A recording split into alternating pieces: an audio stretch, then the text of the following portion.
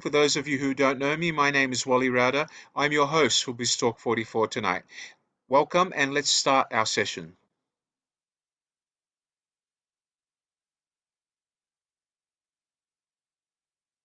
Tonight, ladies and gentlemen, we're talking about the fundamentals of effective management. Um, just bear with me, please. We're talking about the fundamentals of effective management in HR. Just give me a moment. Let me get the right presentation up. Just one moment, please.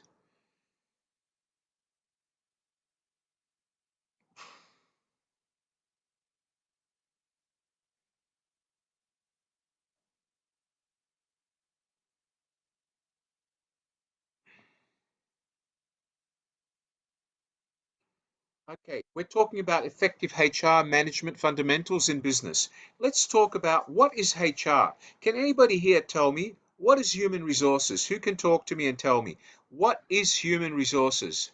Can anyone here tell me what's human resources? Who wants to wave their hand? What do you understand by the word human resources? Okay, let's go to Kiki. Hello, Kiki. Can you unmute your microphone, gorgeous? Unmute your microphone.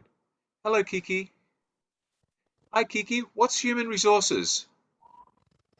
Human resource? Hi, how are Yes, you? hello. Talk to me. What is human resources? What do you understand by the words human resources? Are you Sorry, there? sorry, sir. Yeah, go ahead. Can you speak up? No.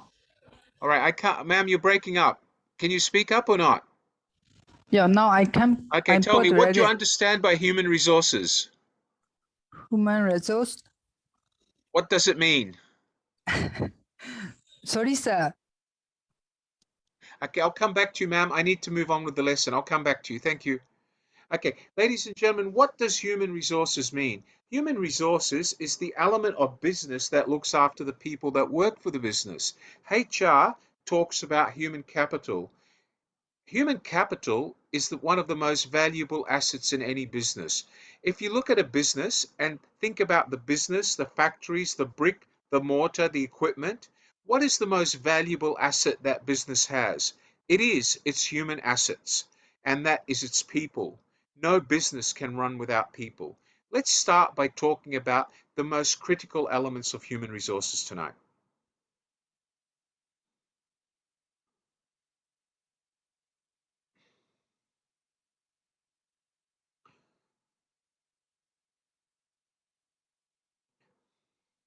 Okay, the relationship between the employer and the employee is the core element of human resources. Remember, the employer is the company who employs people to work for it. The employee is the person who works for the company. So, the relationship between the employer and the employee is determined largely by a contract of employment. The first element of human resources is your contract of employment. Generally, in most countries as well as Singapore, parties are free to contract as they choose, and any matters arising between them would have to be resolved by looking at either expressed and or implied terms of the contract in question. That goes the same with employment contracts. In all countries, most countries around the world, it is legislated, it is law that when you employ someone, there must be an employment contract. In these employment contracts or the laws related to employment contracts or employment is something that most countries have, the majority of countries have. And the reason why there's such laws or legislation, for example, the Employment Act, or in some countries it's known as Industrial Relations Act, in some countries it's known as the Labor Act. The reason these acts are in place is to actually make sure and prevent unreasonable constraints and limitations on the parties involved. That means employers depriving employees of salaries or treating them unfairly in unfair and unjustified contracts of employment. So, understanding a contract of employment, an employment contract as you know it, is legally referred to at law as a contract of service. A contract of service is an employment contract as you know it in layman terms. commonly referred to as an employment contract, a letter of appointment, or a letter of offer, or offer letter. A contract of service is usually a written agreement between the employer and the employee describing the terms of employment. Such contracts or contracts of service, better known as an employment contract, can be either written or verbal. Okay, now in most countries it's usually written to avoid any ambiguity. It should always be written.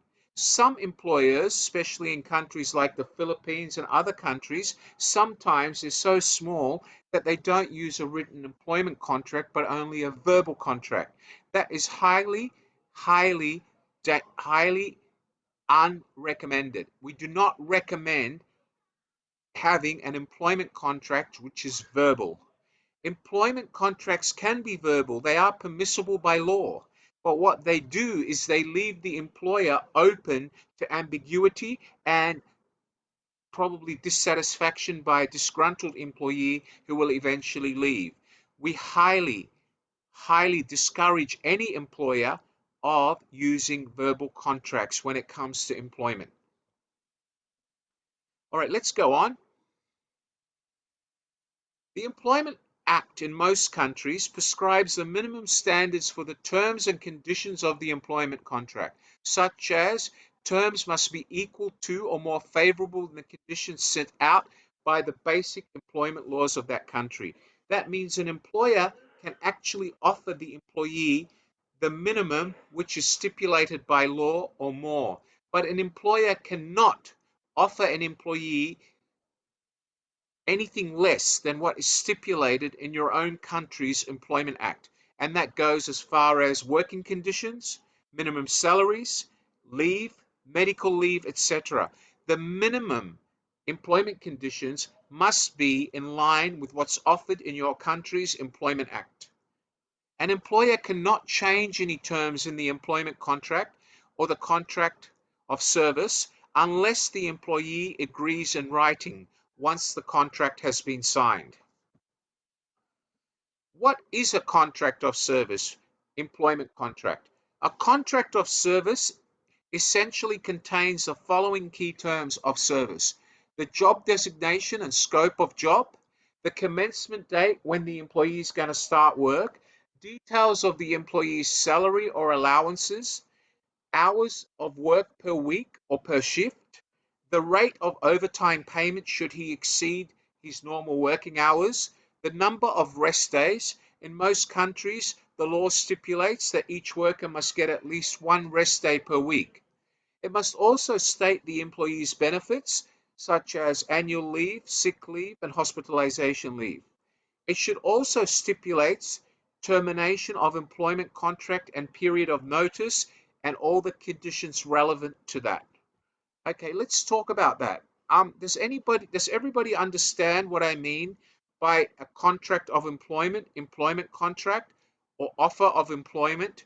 Do you all understand what it means as a document? Can you wave your hands? Wave your hands, everybody, if you understand. Stop going to sleep on me. Come on, wave. Good stuff. Excellent, excellent. Get involved. Jit Badr Daji. Do you understand what I'm talking about, Jit? Can you wave your hand, Jit, if you're following me? Good man. Excellent. So, Julie, Karin, Chador, Roslyn, all of you, a contract of employment is an essential document that you should all have from your employer. If you're employed and your employer has not given you a contract of service or an employment contract as you know it, then you need to ask for one. If you are an employer and you have people working for you without a contract of service or an employment contract, I strongly suggest you give them employment contracts before things start going wrong. Okay? They might not go wrong now, but one day they will. Do you understand what I'm saying, Fidelis? Do you understand, Spencer? Can you wave your hand, Spencer, if you follow me? Good on you, Spencer. Okay. Reggie, do you understand what I'm talking about, Reggie? Good girl. Excellent. Young lady. Who else doesn't understand here? Some of you are asleep. Who else am I looking at that's got their eyes closed? Okay, you all got your eyes wide open here. Juvian, do you understand what I'm talking about, Juvian? Can you please switch on your cameras, Juvian? I don't want to see a picture of you when you're a young girl. Tuzar, I need you to switch on your real camera. If you're just going to show me a picture, you will not be getting a certificate. I need to see you move. I need to see you talk to me and participate. Just a poster picture and you watching television, there will be no certificate issued, Tuzar. So if those of you who are showing me a picture or a poster, please switch on your live video cameras or there will be no certificate issued. You're supposed to participate, not point your camera at a picture and run away and watch television. You need to participate. Okay, Marjorie, do you understand what I'm talking about, Marjorie? Can you wave your hand, Marjorie? Good girl, excellent. So let's go back to the presentation. Its first element of HR is to make sure that everybody who works for you has a contract of service, commonly known as an employment contract or a letter of employment or offer of employment.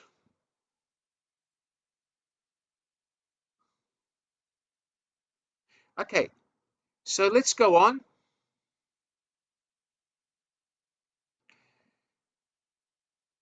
Once you've got an employment contract, before you can employ people, you need to know what sort of job you're going to offer. So in order to offer a job, we must first determine what the job is. The first stage of doing that is what we call job analysis. And that is the systematic process of determining the skills, duties, and knowledge required for performing a job in a company or an organization. So, technically speaking, for most of us, when we work for a company and they advertise a job, before the job is advertised, a business should have done job analysis to establish what the job is. We do not just employ people unless we have a job for them. So let's talk about how do we decide what is the job and how do I actually advertise the job? How do I decide how much salary do I offer? The first step in the process is called job analysis. Everybody write this down. JA. The first step you must take before you employ anyone. Everybody write it down. JA. Juliet. Juliet. Africa. JA. Job analysis. All right. So what is job analysis? It's a systematic process of determining what skills, what duties, what knowledge are required for performing the job that you're about to employ someone for.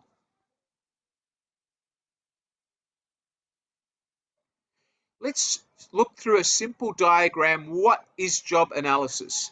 Okay, here we go. Let's go through it together. Job analysis identifies the tasks. It identifies the tasks. All right. It identifies the tasks. Okay. It identifies the responsibilities and it identifies the duties of the person we're employing.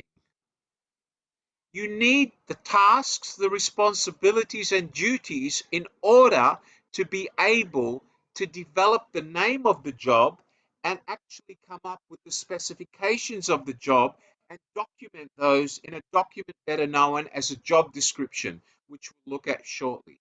So the first process is JA, job analysis. The second process is job description. But before we can write a job description, we need to first decide the tasks, the responsibilities, and the duties. And then we need to come up with specifications, which include the knowledge the person must have, the skills they must possess, and the abilities they need to show in order to be able to do the job. These are all fundamentals that we must establish before we can really say, I have a job to advertise and employ someone. Why do we need job analysis? Why do we need to come up with job descriptions? That's in order to decide how many jobs we have. What is the difference between jobs? What training do I need to provide? It's to give you a basis to conduct performance appraisal on an annual rotation. It gives you the basis to decide how much salary to pay, and it also makes sure that you comply or the jobs comply with labor laws in your country. And it also makes sure that the job doesn't require people to break the law or do things that are above the law, because all jobs must be within the law. You can't employ somebody to murder people. That would be a crime. So therefore, we need to make sure that every job you're doing does not require the employee to break the law or commit a crime. And by writing job analysis or defining what the job is, then taking it to a job description, we help eliminate any ambiguities. All right. Let's go back and have a look at an example of job analysis. All right, so what I'm going to do now is I'm going to show you a template. And this template is an example of a form that you can use when you're doing job analysis in your company for a job that you want to hire in the future.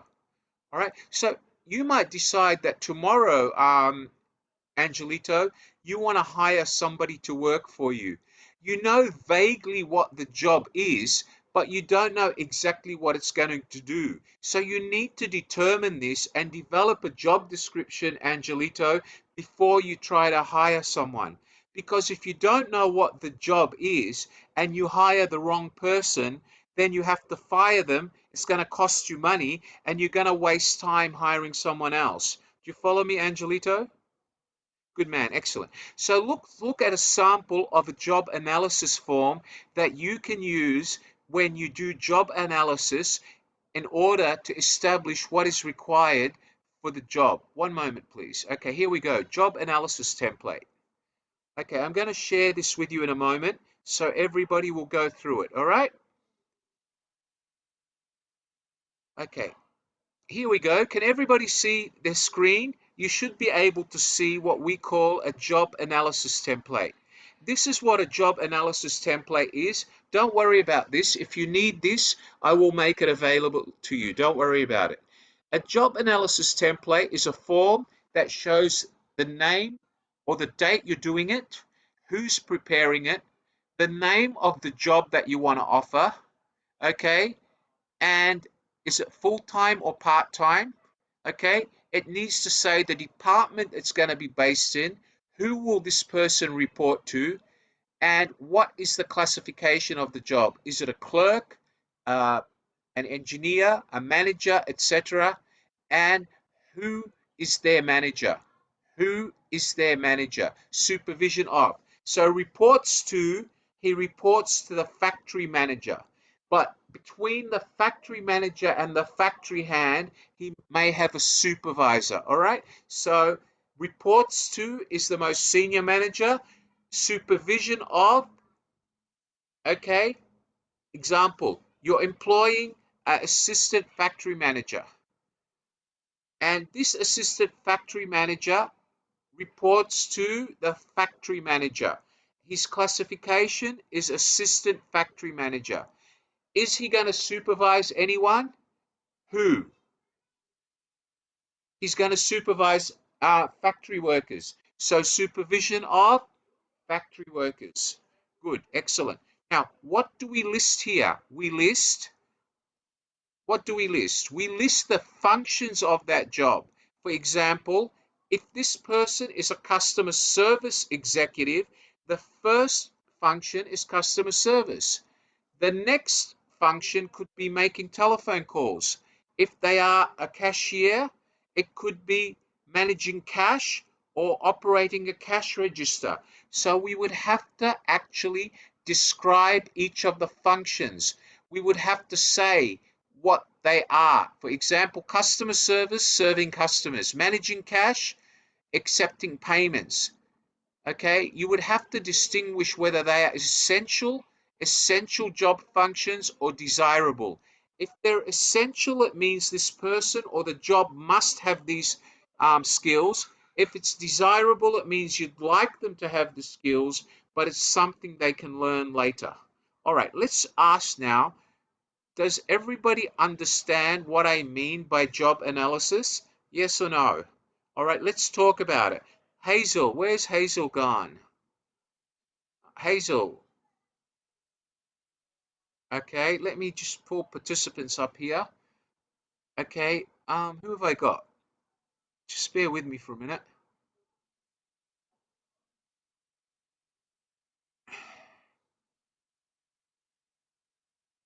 Okay, I can see everybody here. Okay, so everybody, now that I can see you, does everybody understand what I mean by job analysis? Okay, job analysis is when you assess what the requirements of the job are. Okay, let me ask somebody if they understand. Let's talk to Myrna. Hi, Myrna Biala, how are you? Can you unmute your microphone, Myrna? Good evening. Unmute your microphone.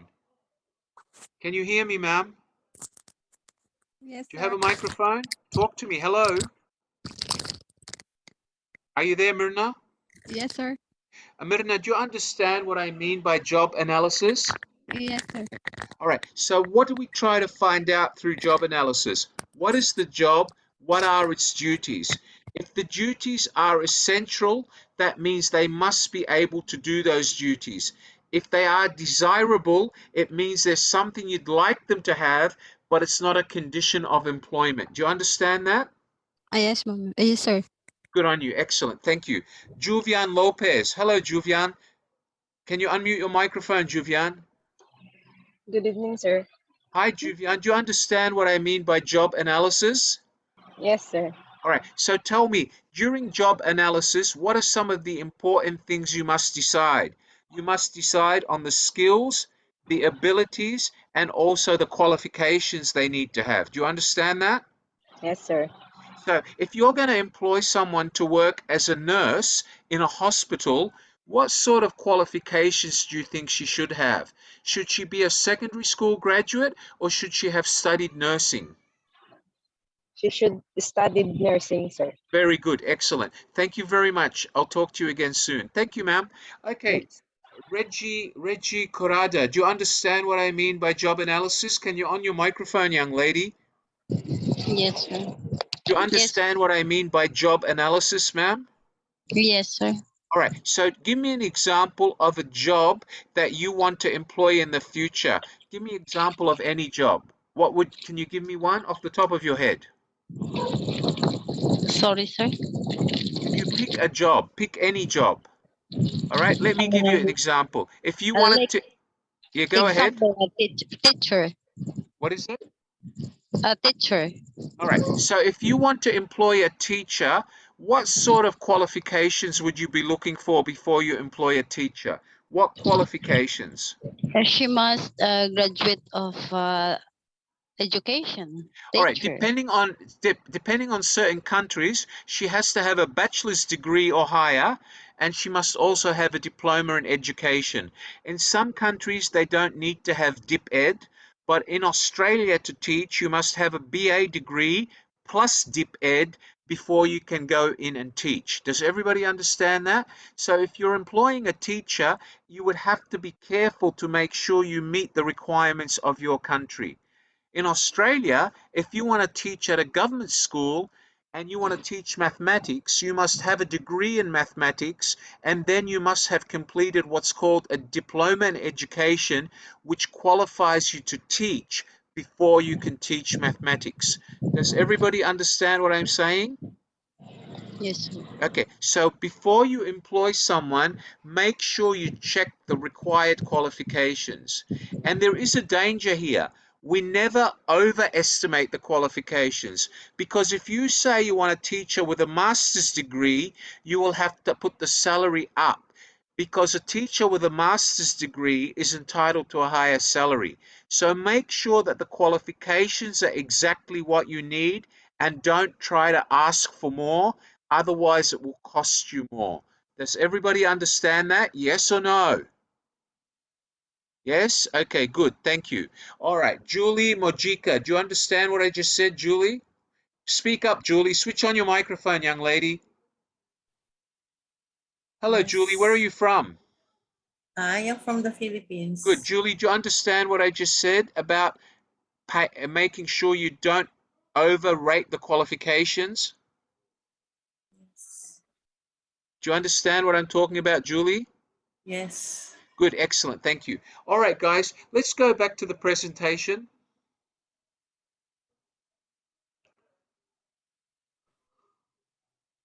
Okay, so remember, why should we do job analysis?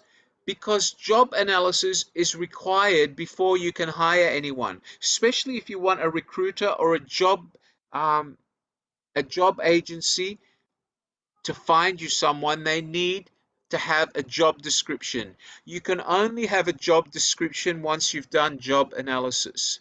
You need to know what the job requires and what the duties are so you can make sure that the person you're employing has the right skills or ability and qualifications. And it's also so you can decide what training you need to give them once they start work. You need to have a job description in order to be able to do performance appraisal and set goals. You need to have a job analysis in order to form a job description so you can decide the correct salary.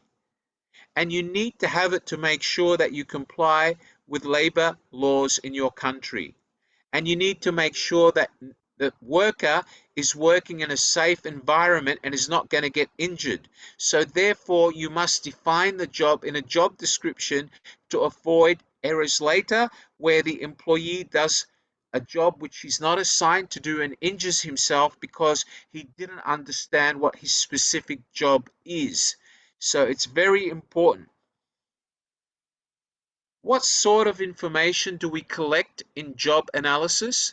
We collect the type of work activities they're going to do, the processes they need to follow during work, and what sort of work they're going to do. We need to know whether they're going to work in a factory, whether it requires physical ability or just office work. We need to know whether they need to have high academic qualifications or low, whether they require high analytical skills or more physical labor. We need to know all that. You need to know what sort of machines they know how to use, what sort of machines they need to be trained in, and what sort of other equipment they have to work with. We need to know everything to do with the job.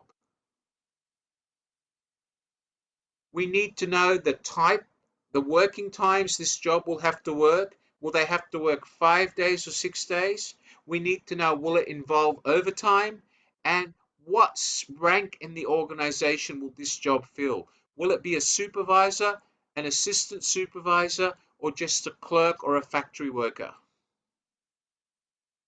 Okay, so some jobs require people to have a keen interest in something. For example, if you want to employ someone to become a research scientist, that person would have to have a very keen focus or interest in science. Because if you employed a girl who used to be a beautician to become a science research assistant, she wouldn't be interested. You need to make sure that you're choosing the right people for the right job. So that's why you need to collect data and document what sort of job and what sort of requirements you need for someone to do that job. Okay, so how do we get the information? It's by asking questions and listening. Who do we ask the questions to? We can ask the questions to other people who have done the job, to other people who are currently doing the job with another company, or to the people that you've employed who are managers and to whom this new person or the new job is going to report. So you can do it by asking questions. You can do it by observing other people doing a similar job. You can do it by interviewing other people who have done a similar job. You can actually film other people doing the same job, or you can use all the methods together in order to gather the information you need in job analysis. All right.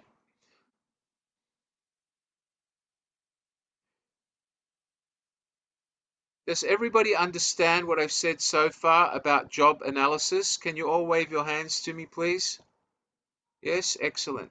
Gretzel, do you understand what I just said, Gretzel? Wave your hand, Gretzel. Don't be shy, young lady. Good girl, excellent. Okay, Cheryl, do you understand, Cheryl? Okay. All right.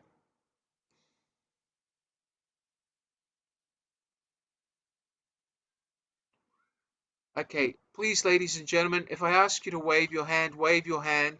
Please do not raise your hand. Wave your hand. All right? Because raising your hand, um, I can't see you raise your hand unless I go looking. But if you wave your hand, I will see it straight away. So when I say raise your hand, raise your hand. Okay, Nur Salah, do you understand what I've explained so far? Don't shake your head, wave your hand. Good girl, excellent. Monkeys shake their head. Humans use their mouth or their hands, all right? Always acknowledge people and show that you're interested by either waving your hand and speaking. Shaking your head in certain cultures can give the wrong impression. All right, Norsala, do you understand that? Good girl, excellent.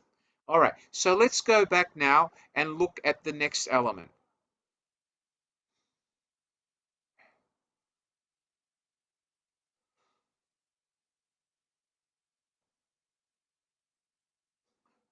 So, as I said,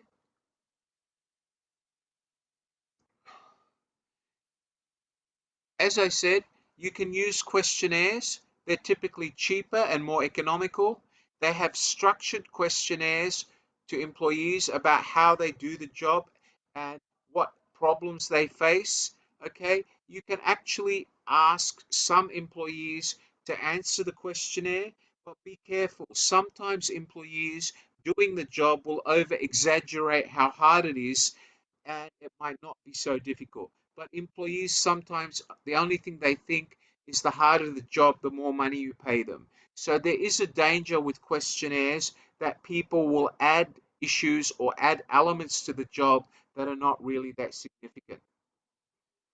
The other one is by observation, where you watch somebody doing the job. The other one is by interviewing somebody who has done the job, or a manager who knows about the job and the type of people he needs to hire and their role. And the last one is by recording. And that means you go and talk to other people doing the job and you ask them to describe their daily work activity. You ask them to make sure they tell you the facts, and be careful that they don't over exaggerate how difficult their job is. And please make sure that when you're talking about a highly specialized job, that you make sure you get the right information and don't underestimate the job or the skills required for it. You can use all three methods together, but the most common method, ladies and gentlemen, is usually observation, questions, and interviews with people who are either experts or who have done the job before. All right. So remember, whenever you're writing a job analysis, you need to adopt the oriented approach, which focuses on the job outcomes and factors facilitating these outcomes. This approach essentially forms the reasons for the existence of a particular job. So we don't do job analysis on the person who is going to fill the job. The job analysis should be about the job. People fit the job. Jobs do not fit people, all right? The people have to fit into the job. We don't create a job to fit a person. We create the job based on the real outcomes or the real needs of the job, and then we find people to fit the job. Please don't make the mistake where some businesses actually try to create a job just to make someone happy. That's wrong. We create the job, then we find the person to fill that job. Does everybody understand that? Can you wave your hands, please, now? Wave your hands, everyone. Good, excellent. So remember, when you do job analysis, you need to be clear, unambiguous, and realistic. The requirements for the job should not be overstated and they should be measurable. Each element should be accessible through the selection procedure. It should follow a practice of equal opportunities approved and authorized by your organization or through industry standards in the industry you're in. Okay, conducting a job analysis should involve the people who participate in job analysis should have the following minimum criteria. They should be an employee that is currently doing the job, or that new employee who's going to fill the job, the supervisor. So for example, if you're going to employ cleaners and you don't currently have a cleaner, then you should use your cleaning manager or your administration manager that knows what the role of a cleaner is in order to do job analysis for the cleaner job. So it should either be an employee currently doing the job or the supervisor of the job that you're trying to employ. All right, so we've already gone through the job analysis form. As I told you, you need to make sure that you cover all the elements in there. You need to make sure what the qualifications are. You need to make sure what the general overview of the job is. You need to have everything there. A general overview of the job is basically a quick description of what the role has to do. For example, toilet cleaner. The general overview would be this job requires the person to maintain 100% cleanliness in all the company's male and female toilets. It has to be specific, an overview of the job. All right, so now we've spoken about job analysis, where we gather information in order to document that job and have a formal description of what that job is or what that job will do, so that we can give it a salary and try to hire someone. The next stage after job analysis is creating what we call a job description. A job description. Okay, let's have a look at a sample of a job description. One moment, please.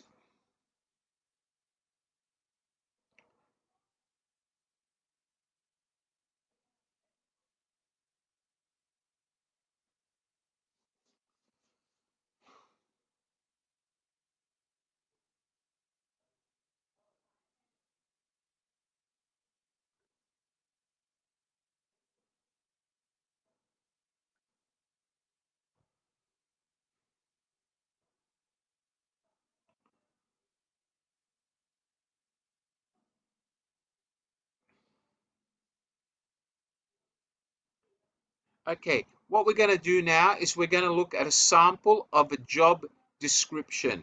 Remember, job analysis gathers the information required in order to create a job description. Again, I can give you a blank template of this if you require one for your business. Okay, let's talk about a job description.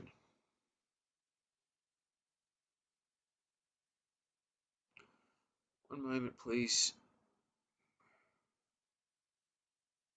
All right. So a job description must have the current information. It must have the job title and who its immediate supervisor is. So what I mean, immediate supervisor, person that this person will report to directly. So the logistics and distribution manager in this company reports to the chief executive officer, or he could report to the distribution director or the logistics and distribution director. And after the immediate supervisor, the highest person he can report to would become the chief executive officer. So if you're an assistant manager, you probably report to your manager and then from there to your head of department. So your manager will be the immediate supervisor. The head of department would be the reporting manager.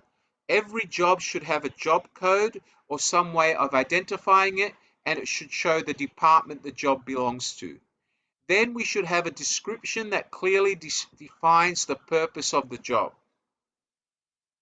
Okay, this says The logistics and distribution manager is responsible for managing multiple logistics programs and related customer service activities.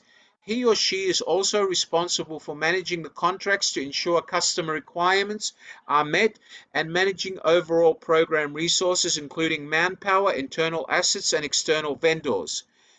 He or she is also responsible for business development, managing large key accounts, sales of both broad-based and niche warehousing services, including performing market research, prospecting, developing relationships with potential customers, and achieving sales targets.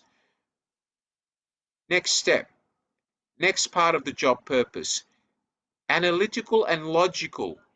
He or she is required to manage resources to obtain buy-in from internal and external stakeholders. So what I'm trying to show you is the amount of detail that you have to say about the job and the purpose of the job. This is very important in hiring the correct people. Now, of course, when you hire a secretary or a supervisor, they are normal lower range employees. But if you are hiring a logistics and distributions manager or a management job in the company, you would also need to decide up front, what is the revenue this job will support? If he's a sales director, how much revenue is he responsible for generating? What are the costs of running the department that he's going to manage?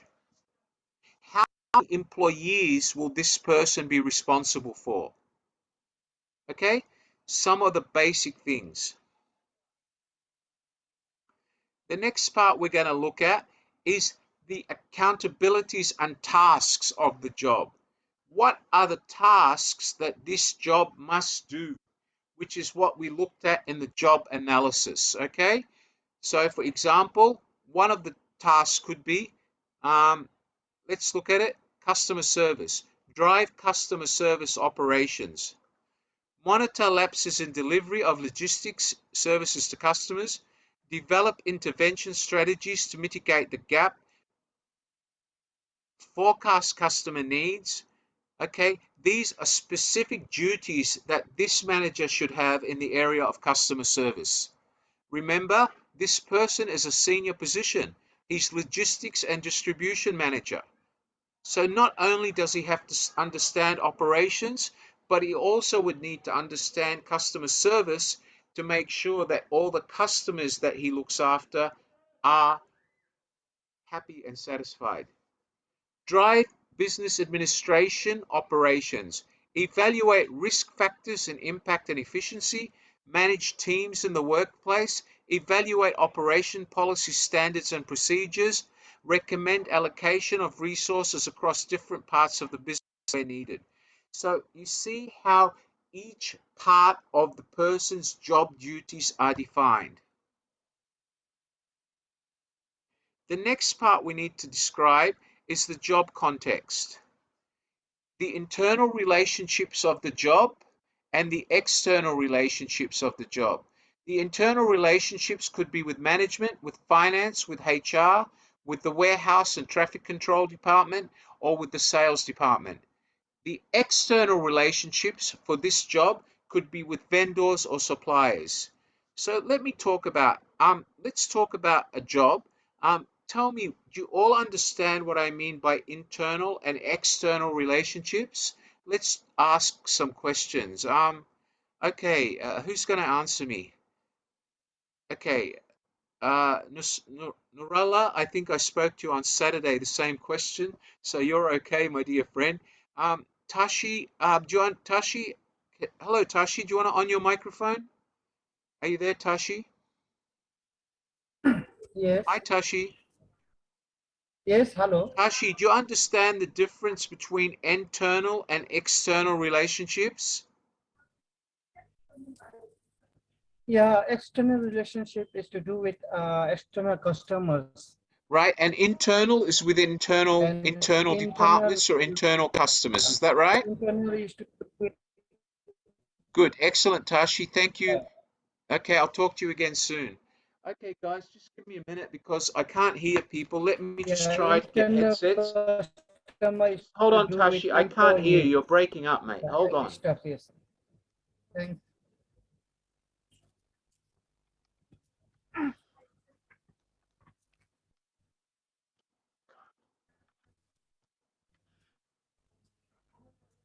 Can you hear me now, Tashi? Oh, yes. All right. My internet connection is not so stable. Okay, all right, That's why fine. I think. It's okay, Tashi. The internet tonight is slow, so hopefully you can hear me better. So, Tashi, so you understand the difference between internal and external relationships. Is that right? Yes. All right, good. Thank you very much. I'll talk to you again soon, Tashi. Just focus, you very much. Tashi. Okay, thank you. All right, let's go to the next person. Who have I got here? Emma. Hello, Emma. Are you there, Emma? You want to switch on your microphone and talk to me, Emma? No? All right, fine. Okay, Michael, are you there, Michael? Hello, Michael Offerai. How are you, Michael? Unmute your microphone, Michael. Hi, how are you, mate? Michael, do you understand the difference between internal? I'm doing great. And you? I'm fine, Michael. Thank you very much. Do you I'm doing understand? great. Okay, Michael, do you understand what I mean by I do. internal, external Yeah, relationships? Sure. That Good. internal relationships still within a company, and external relationships deals with outside the company. Let's say, example, employees and an employer. That's internal, and external will be a customer in the company. A customer of the company, right? Yeah. Okay, good Oh, stuff. yes. Thanks, Michael. Thank you so much. Great. Excellent. Thank you, sir. Okay, let's talk to Nursella. Hi, Nursella. How are you, Nursella?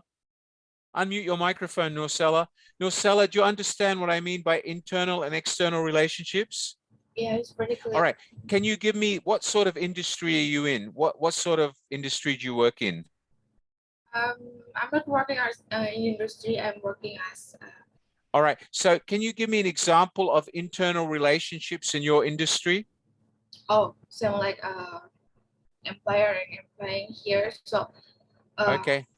look like a boss and my boss and I as. All right. So your boss is an internal relationship. And what would the external relationships be? Who are your external contacts? Also like a customer who buy our products. Good girl. Excellent. Thank you. Good girl. Stay focused. Very good. Okay. Thank you. Sir. You're welcome. Okay. Let's go back to the presentation, Guy. Does everybody hear me clearly now? Is my voice clear now? I think we're having incredible problems with Zoom tonight. I do appreciate it. Thank you, sir. Thank you. Thank you to my co-host. All right. Let's go back to the presentation.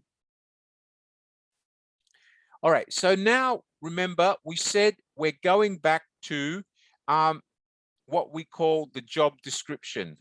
All right, let me go back. Where is this? Why have I got this? Just one moment, please. Where is my job description gone? Okay, hold on.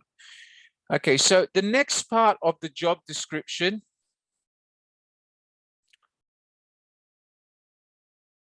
Okay, so the next part of the job description, after we've talked about job context, would be to talk about the next most important thing. Can anybody here tell me, what do you think the next most important thing is? It's the competencies that that person has. There is two types of competencies. They have to have technical competency, and they also have to have generic skill competencies. What are the generic competencies for almost every job? Communication, developing people, problem solving, customer service, teamwork, creative thinking, digital literacy, knowing how to use a computer, decision making, leadership. All of these are examples of generic skills that people should have for any job they're applying for, especially if it's a leadership job or supervisory job.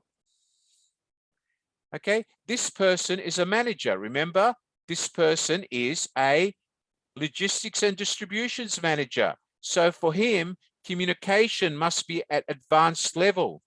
However, if he was only a logistics executive reporting to assistant manager, communication may only have to be intermediate or basic. So the level of the competency would depend on how senior the job is. Technical competencies are the specialized technical skills they need to have.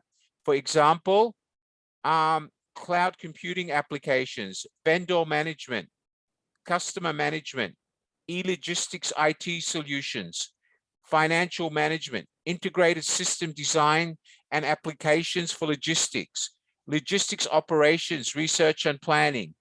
All of these are technical elements that somebody who's coming to work in logistics should have. So I hope this explains to you the difference between technical and generic skills. The next element in the job description would be the qualifications and skills that they need. After that, we look at the experience. All of this should be clearly stated. 7 years experience, knowledge and experience in project management and area of logistics, transport and warehousing, ability to multitask, strong in planning and data statistics, a proven track record in taking ownership and being able to deliver the goals in a distribution, logistics, and warehousing role. So you need to document exactly what experience you need so you make sure you hire the right person. And then, of course, the job description should show the name of the person that prepared it and date, the name of the company you've prepared it for, or your company, and the signature of the person who's going to approve it, which should be your CEO or your head of HR. Now, what happens once the job description is in place? This will become the foundation or the reference you use every time you want to employ someone. Does everybody understand that? Does everybody understand what I mean by job description? Good, excellent. Thank you, Norcella. Thank you, Danilo. Thank you, T Twin. Thank you, Emma. Thank you. All right. Okay, let's go on now and talk about, I've got hands going up here. Forgive me, guys. I'll come to you as soon as I can, I promise. All right. So what we need to do now is go back to our PowerPoint presentation.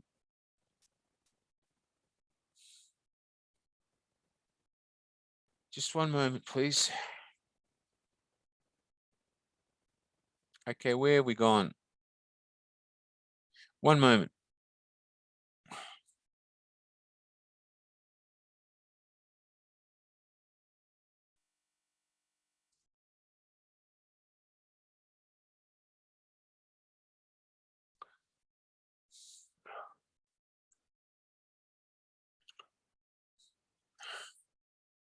Okay, I'm going to share my slides with you again. One moment.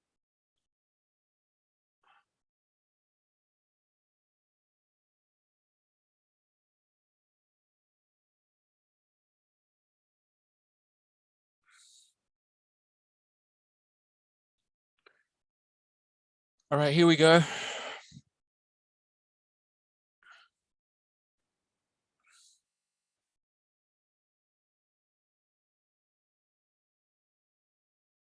Okay, so why do we need a job description? A job description, as I said, is needed in order to set the type or set the standards of the job. It must be a plain language. It should be as detailed as possible. It should clearly explain the tasks, the duties, the functions, the responsibility of the job. It should have details. It should detail who or what type of person should do the job, what education, what skills he or she must have. The job descriptions are used for a variety of reasons, such as determining salary levels, conducting performance reviews, clarifying missions, establishing job titles and pay grades, and creating reasonable accommodation controls to make sure that you hire enough people to do the job, or making sure that every job is covered. And it is needed to ensure that you recruit the right people. Otherwise, you would be wasting your money, because if you don't recruit the right people for the right job, they will eventually leave you and you will have to recruit them again and probably spend more money on advertise or or paying a job recruitment agency a commission again. Okay, so remember, a job description is fundamental before you employ anyone. Job descriptions are useful in career planning, offering training exercises and establishing legal requirements for compliance purposes. A job description gives an employee a clear, concise resource to be used as a guide for job performance. Likewise, a supervisor can use the job description as a measuring tool to ensure that the employee is meeting their job expectations. A job description. What should we include in the job description? It should have a job title, a job purpose, job duties and responsibilities. It should required qualifications and preferred qualifications, required skills, licenses, and work experience, and it should state the working conditions, internal, external, factory, dangerous chemicals, working in a cool room, working out in the desert. The working conditions should all be stated. And that would come under context. You would say internal, external, and then you would also put work environment, which could be in the desert. Okay, for example, I'm employing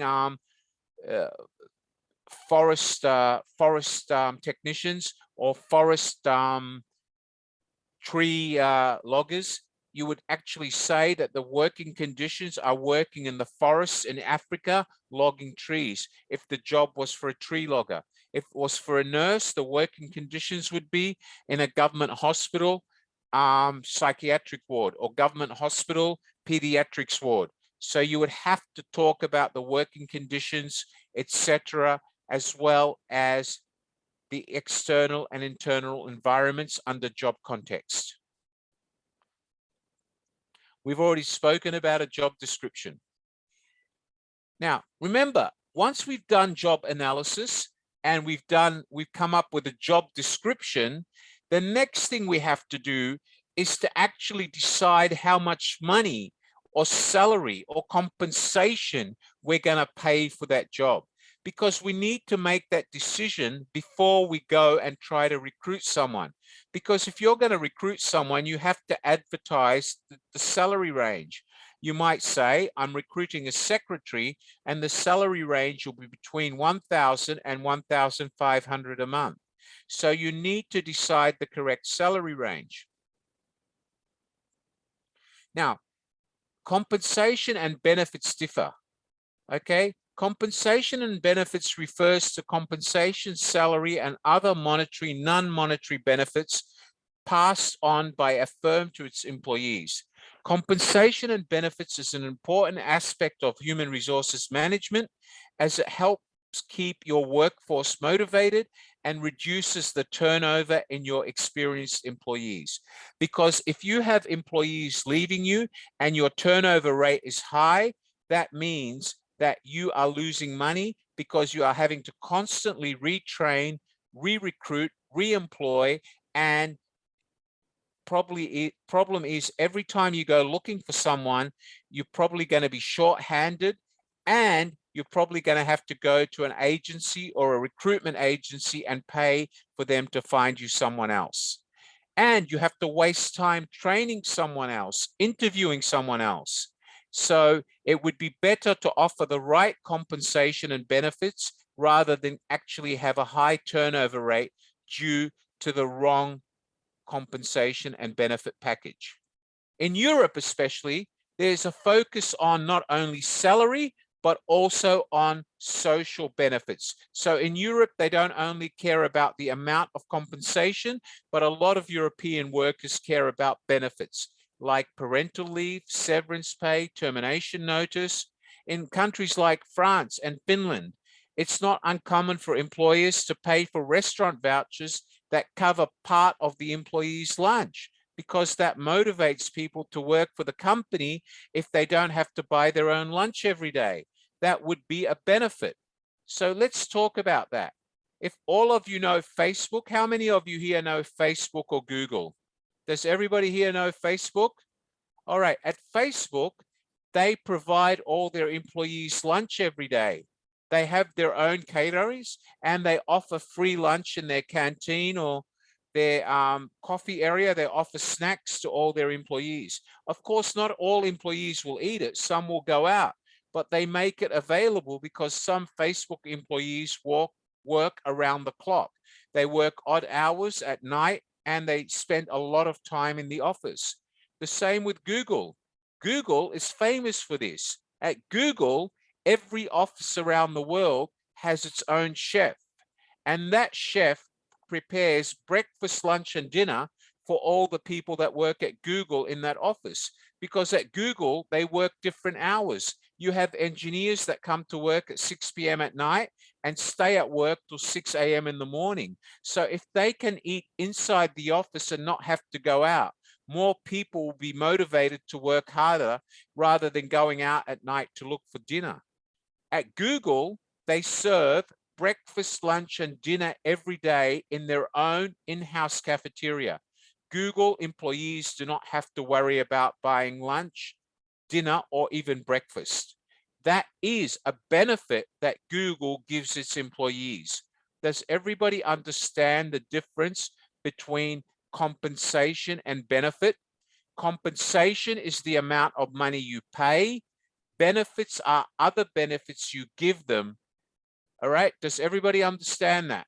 Now remember, if you're the company or you're the owner of the company, you need to know how much compensation you're going to offer a job and what are the benefits. Because at the end of the day, as management, you have to make sure you budget for the salary, the benefits, including the 14 days or 21 days annual leave every year. You have to budget for all the other benefits. If you're going to give people free meals, you need to make sure the company can afford to do that. Regardless whether it's cash compensation or a benefit that you give, as management, you should still identify that so you can make sure you have it budgeted for.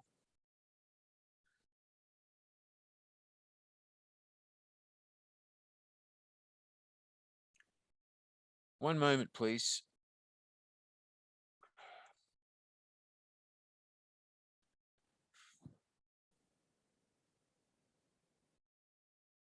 Okay, let's go to the next slide. Okay, so before I do that, let's just go back here. Most often, compensation and benefits is commonly referred to as comp and ben. And they fall under the responsibility, usually, of the head of HR and a comp and ben manager who reports to the head of HR. Usually, they have a HR generalist or a HR clerk that would assist the HR manager or the comp and ben manager in handling the daily processes like leave applications, absences, sick pay, etc., etc., etc. However, if you're talking about a large company like Facebook or Google, they have a separate department that handles compensation and benefits, a separate department that handles recruitment, a separate department that handles learning and development. Their HR departments are structured. But in smaller companies, they probably only have 1 or 2 people that do everything. Why are compensation and benefits important? Well, let's ask a simple question. None of us want to work for charity. Am I right? Okay, let me ask. Rosalind, do you want to work for money or for charity? Which one do you prefer? Can you open your microphone, Rosalind? Hi, Rosalind. Are you there, Rosalind? Hello. Hello. So, Rosalind, do you prefer to work for money or for charity?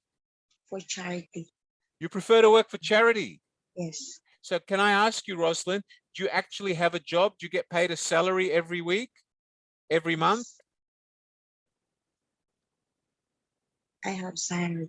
Okay, but if you have a salary, if I was to ask you, would you prefer to say to your company, I don't want a salary, I want to work for charity, or do you still want a salary? I still want a salary. So for you, it's important to get compensation. Is that right? Yes.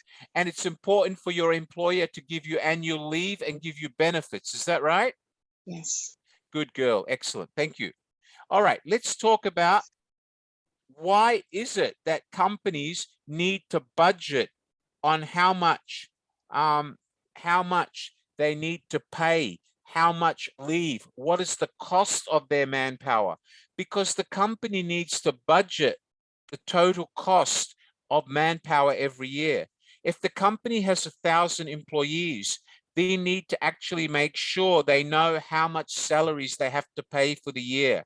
So it's very important that companies can afford to pay people, and therefore it's important to have compensation and benefits in place, compensation and benefits processes and policies in place, and that would help your head of finance or your head of HR to come up with a manpower plan and the total cost of labor for the year, so that the company can make sure they have enough money to pay salaries. All right. Let's talk about compensation and benefits. What does compensation and benefits include? It includes the fixed pay or the basic salary. It includes the variable pay, which may include overtime. It includes equity pay like share schemes or bonuses. It includes medical benefits.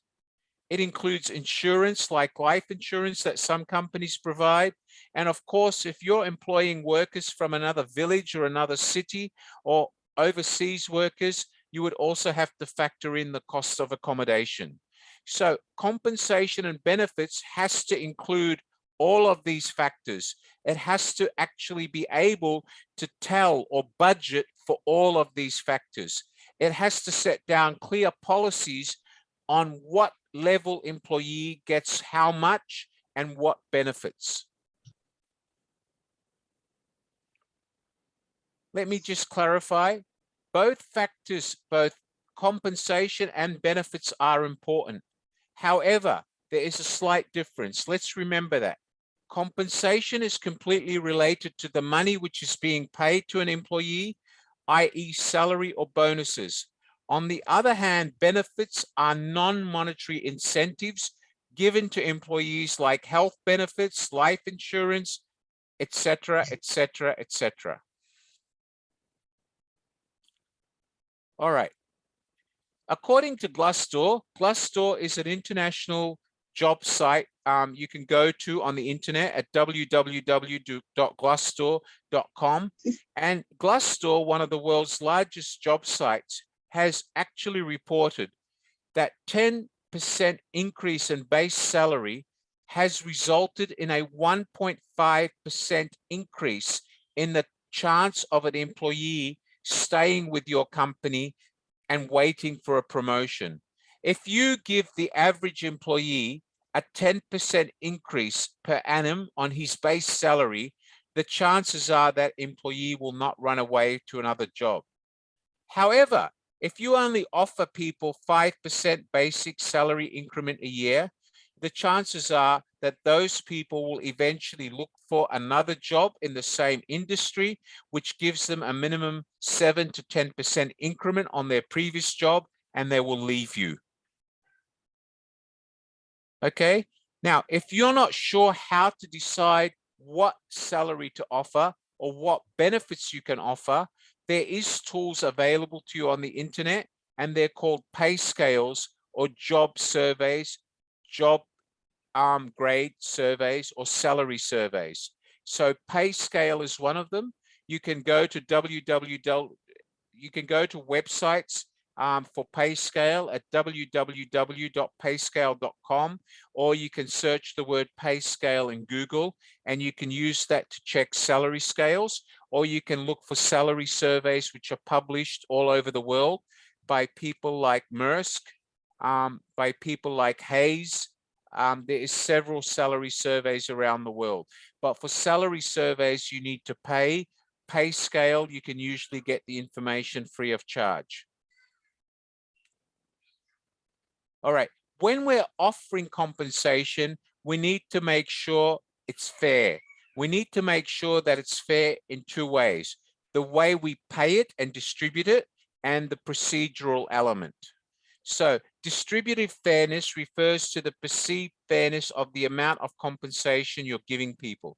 So if you're employing someone and they heard that the job should be paying $1,200, you should not tell them they're wrong and only pay them $900. You should make sure that the salary you're offering is within the constraints of their amount that they expect to earn.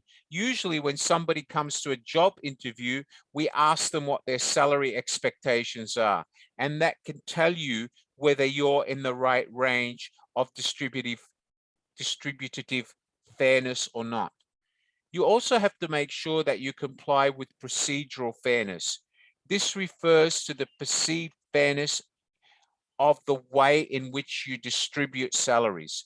And what do we mean by that? You have to make sure that if you have 20 factory workers, that all of them of the same level are receiving the same salary, and that you do not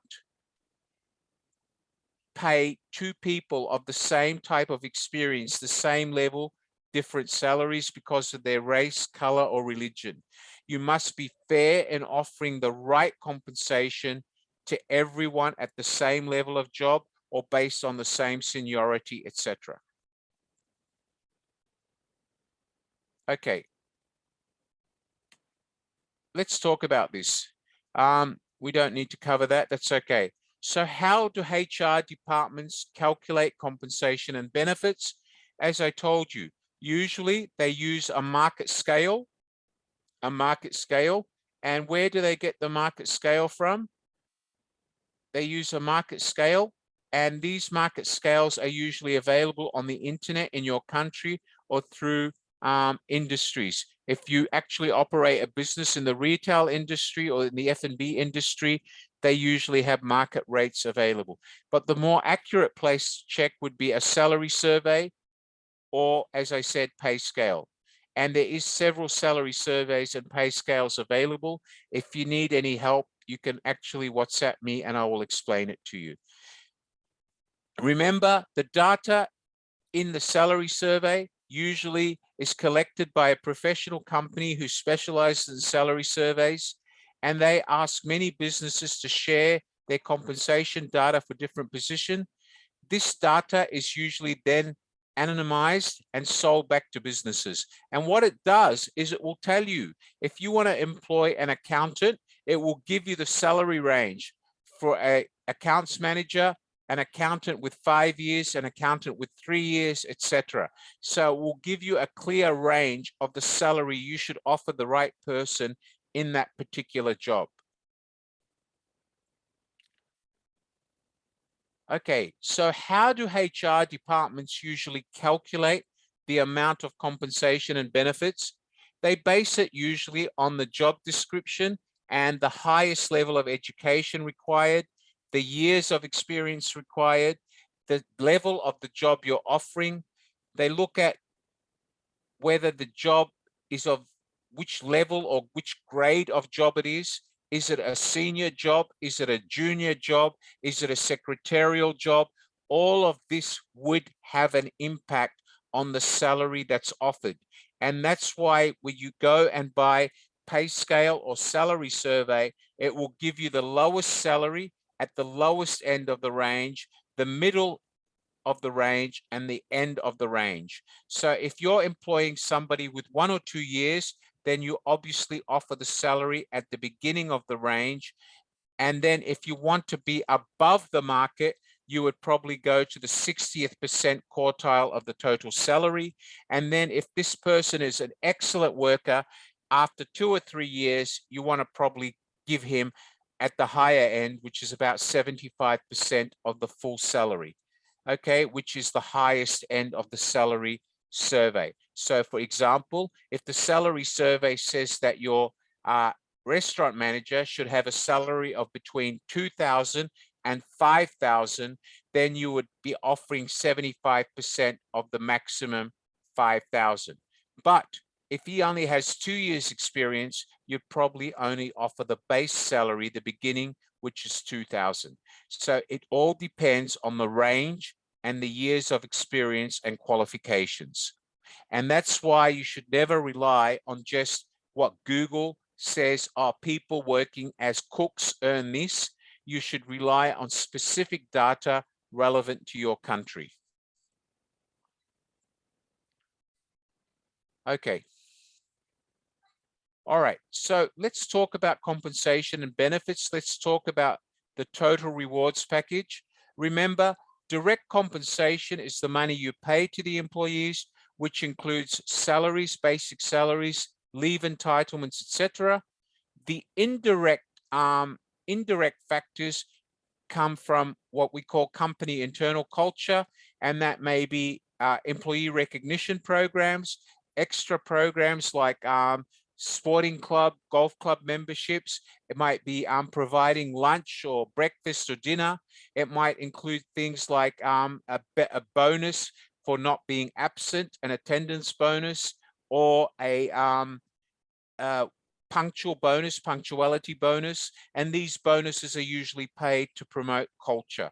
So at Facebook, if people actually don't take sick leave during the month, they get a bonus. If people don't actually come into work late and they have a perfect attendance record, they can also get what we call a factor called the internal culture related element of their rewards package. So remember, rewards, total rewards includes the direct compensation and the indirect compensation, which results from things like company culture or what the company is trying to achieve in a highly motivated workplace.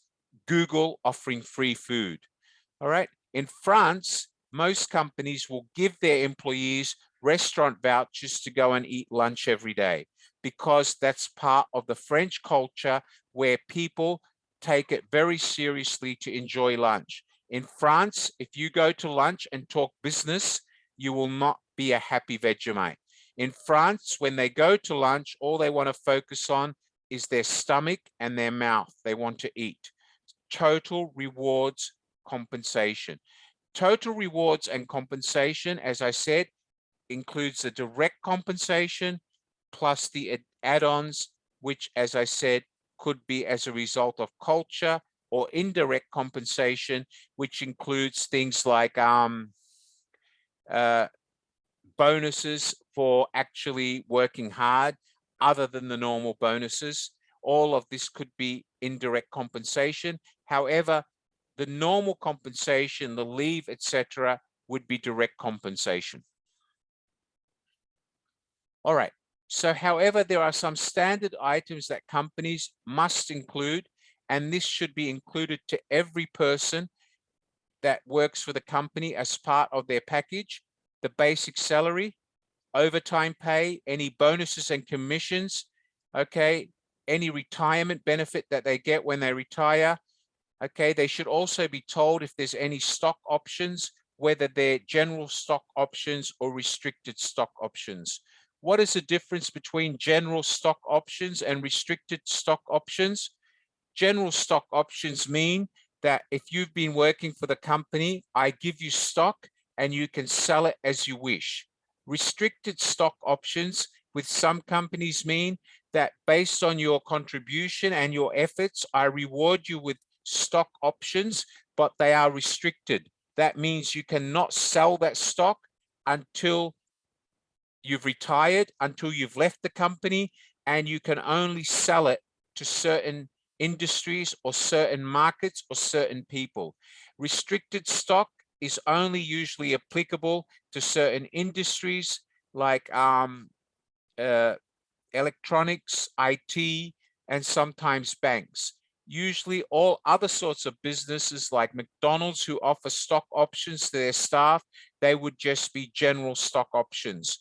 Okay, but some big organizations, because of certain confidentiality, and they don't want their competitors to own shares in their company, and there's all sorts of other restrictions, they put what we call restricted stocks out to their employees. And that means that the employee gets the stock, it's given to them, but they are restricted as to how they can sell it or whether they can cash it in and with whom.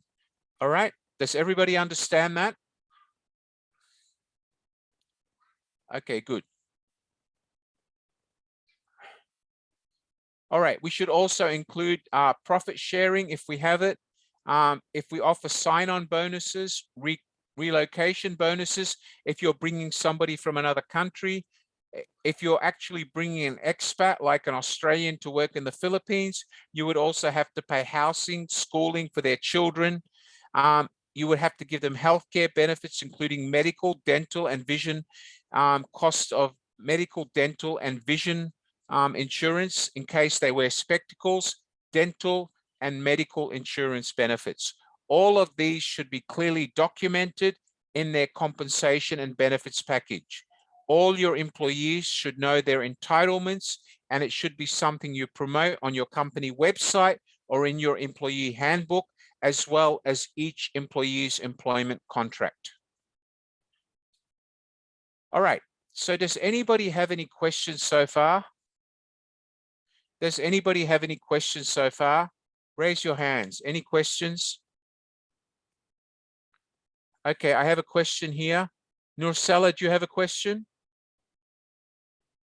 Okay, I'll come back to you. Anybody else have a question? Mushmi Day, do you have a question? Do you want to unmute your microphone, please? Go ahead. Hi, Mushmi, how are you today? What's your question? Yeah, my question is, this is in terms of the job description that you shared with us. Yes. Is there anything like, job specification? Because what I have been learning is like, when you talk about qualification or, what determines what kind of people are required to perform the job is where you have the job specification. So here I see the qualifications, the experience are dealing in job description. Right, So, but the job specification is the data you collect in job analysis. So the job analysis becomes the specification for you to prepare a job description. Okay. Do you understand what I mean by that? Right. I'll give you an example, Mushmi. Let me go through a simple example with you, all right? Let's take a simple job. Give me a simple job.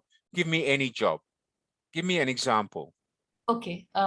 Example could be a consultant job who is doing a coaching. Okay, what sort of consultant? Education consultant, sales consultant, what sort of consultant? A kind of an HR leadership consultant doing a okay, all right, coaching. good. All right, Yeah. let's take it. All right, let's talk about the role. A consultant role is somebody who is actually specialized in a certain field. Would you agree with me? Absolutely. And it's somebody who has extensive experience in that, all right? Okay, so what are the specifications? Let's just go through the job specifications. One, he's gonna be a consultant, a leadership consultant. So he would have to have background in leadership. He would actually have been involved in delivering, preparing, documenting leadership programs for companies. He would probably have to have at least 10 to 15 years experience in leadership. He would probably have to have a master's degree or a proven track record, okay? He would probably have to have experience in the industries you specialize in. So if he's going to do consultancy in the oil and gas industry, he would probably have to have consultancy experience in oil and gas, banking, finance, etc. All of these elements, Mushmi, become the specifications. Do you understand? Now, the other element is if he's going to deliver to clients in Europe, one of the specifications could be he has to be multilingual. He has to speak French, German, Italian, Latin, etc., whatever it is, Swedish, because he's going to be servicing countries in that part of the world. On the other hand, if this guy is going to work in the Middle East, or if he's going to be based out of India and he's going to service clients in the Middle East, he would have to at least speak Arabic, right? Because clients in the Middle East would expect the consultant to speak Arabic. Now, a lot of clients employing a consultant would usually focus on a consultancy firm in the region could probably speak their language, okay? Now, I've given you some ideas, Mushmi.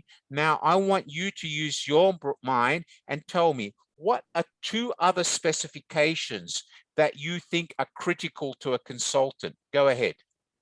So one of the thing is, since the consultant is, they go do a lot of coaching. So I would consider maybe an ICF accreditation coach would really help. Maybe an NLP can also really help.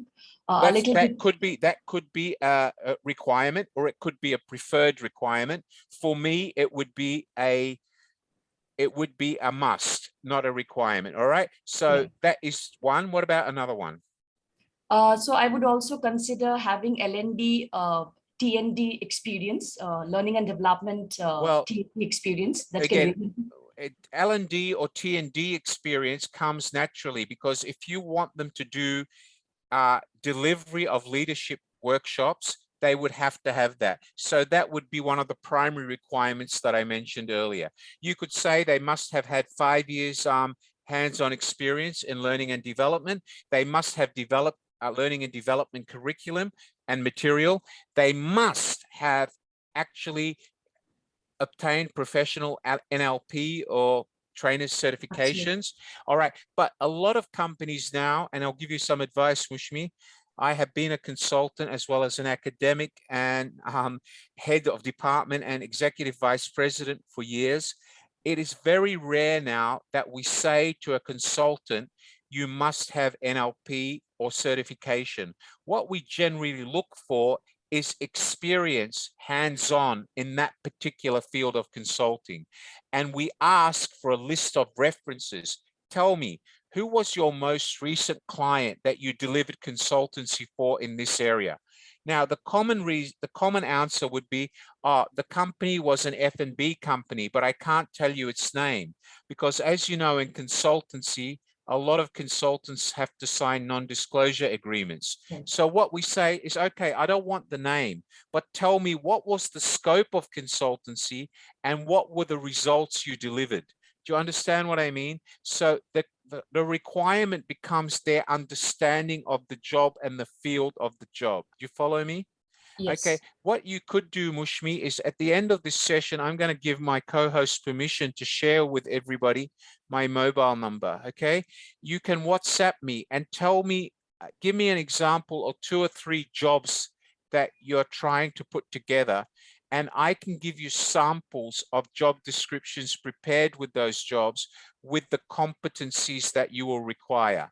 For example, I can give you a draft of a learning and development manager or a learning and development specialist, okay? So they will give you very close ideas of what should go into the job description, and it will give you, or actual fact, it'll give you the requirements for you to write your own job description, providing you don't use mine and put your name on it, because that would be plagiarism, all right? But it will give you the basic fundamentals. So let me teach you something else.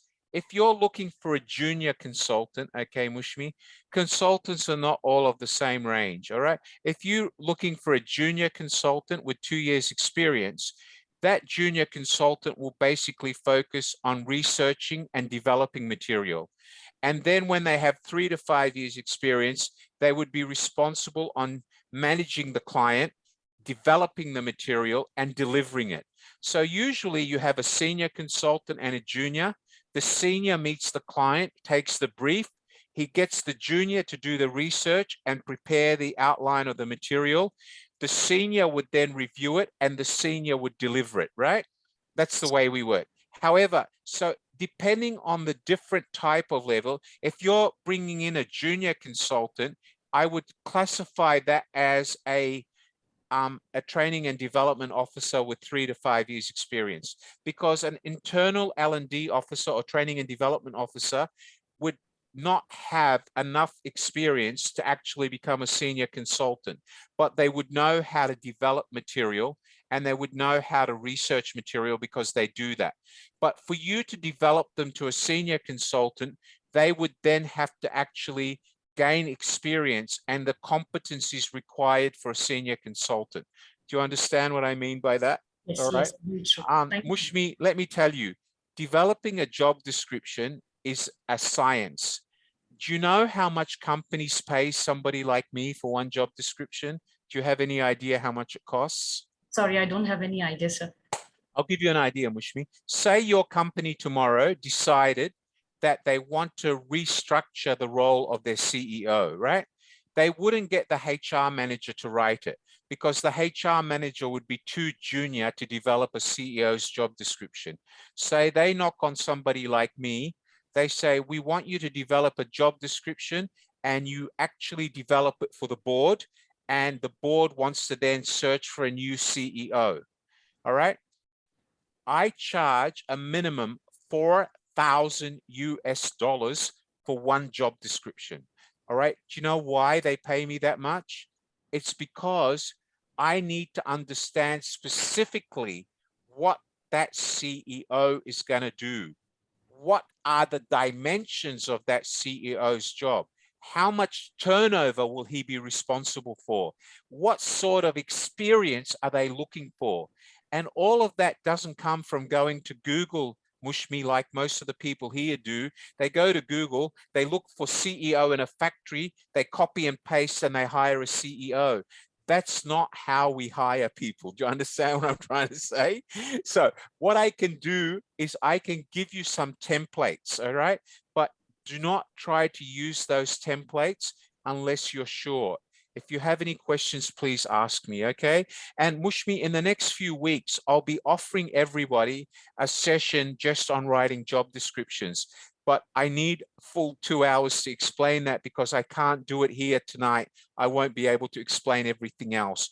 The idea of tonight's session is only to open your minds as to the specific areas.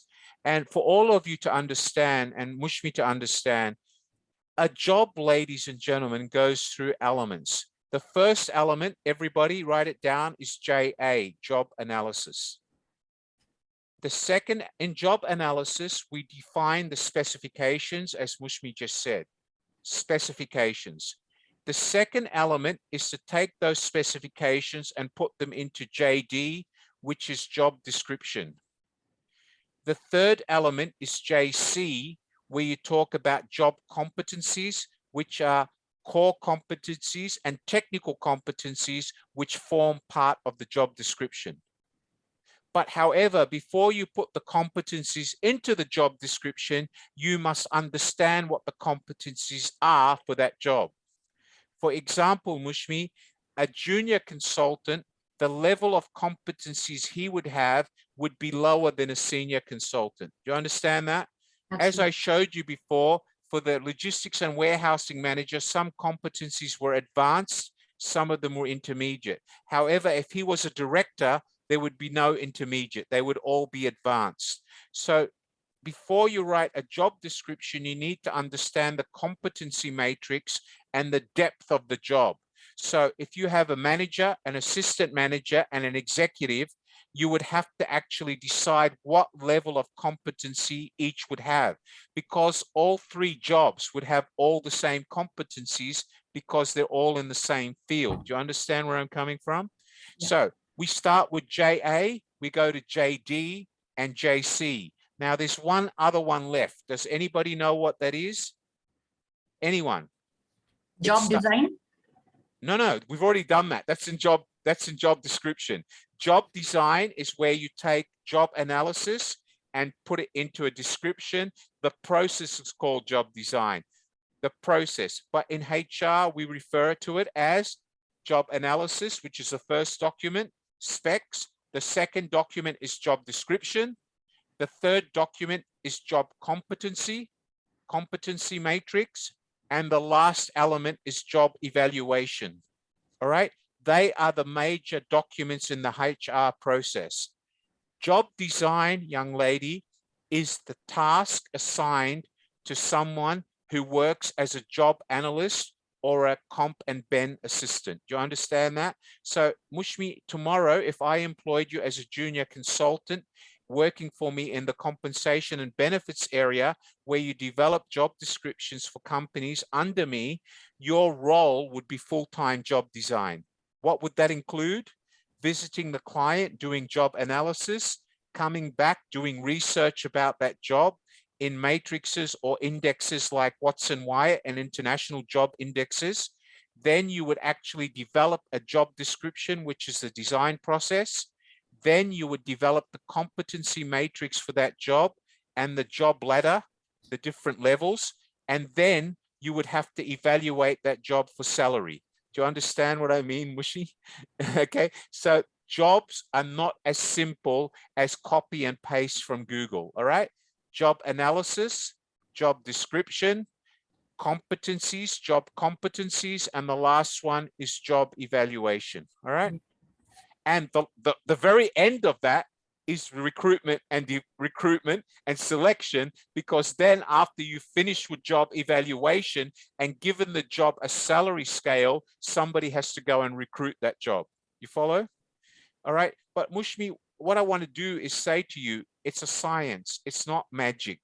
And for every element of HR, we're dealing with people. So if you make one mistake in the specs, that means that somebody will not stay with you long, they will leave. Mushmi, what happens if you employ somebody based on the wrong job description? What will happen? It's a wrong fit, mishire, basically, and it doesn't really get into the culture of the organization. And so what happens? They eventually leave and you have to go through the process again, right? Absolutely. It's a waste of resource. So let me just tell you, sometimes it's better to spend time and take your time writing the job description than to rush. And I encourage you to make sure that the department managers inside the organization, you make sure they're very much involved in giving you the specs. You say to them, you want me to hire this? You give me a list of all the job specifications you have. Then I will do a job analysis interview with you. We will talk about all the specs. Based on that, I will go back to my desk and summarize the job specifications as part of job analysis. Then I will start designing the job description. But do not be put in a situation where the hiring manager or the department head says, I don't know anything about HR, that's your job. The minute you do that, you take the ownership away from the hiring manager. And every time you do that, that job description will be worthless. It'll be toilet paper. Do you understand what I mean by that? Yeah. I mean, I've been a consultant for organizations, Norella, all of you. I've gone into an organization with 5,000 employees, and I've been told that they're starting a new division and they want me to look at developing 20 jobs. So what I do is I go to one of their old divisions and I ask the department head, tell me about the job. Okay, and you know what he says to me? My God, I'm a department head. I don't know about the job. Go and talk to HR. And my first question is, come here, sit down, mate. Joe, sit down. You're a department head. So if you're a department head and you want me to employ 5 engineers under you, tell me, what job are those engineers going to do? Because if you can't tell me what job they're going to do, you don't need them. Do you understand what I'm saying, Mushmi? So if a department head or a head of department cannot tell you what are the specifications of the people he wants to employ, what should be your answer, Mushmi? What should you say to them? Maybe he's not the right person for the right job and he won't be able to motivate his team members, because if he doesn't have the job description and he is not aware, how will he treat the team members? Right. So if he doesn't, that's right. Yeah. If he doesn't know what the job function is, how can he tell you to employ someone? That means he doesn't know what he wants. So would you waste your money employing anyone? No. The first thing you do is probably look at him and see whether he's the right head of department. And then you would decide on whether he should be running the department first, right? Okay, so all of this comes back down to the job specifications. And a lot of companies make an error, everyone, ladies and gentlemen. What they do is when they first start, they start employing people at random without job descriptions. And what happens is the organization grows very fat. Do you all know what I mean by fat? That means, I'll give you an example.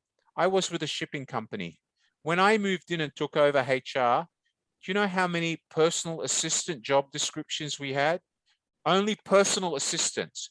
We had 23 different personal assistant job descriptions. You know why? Because every vice president created his own version of what a personal assistant should do.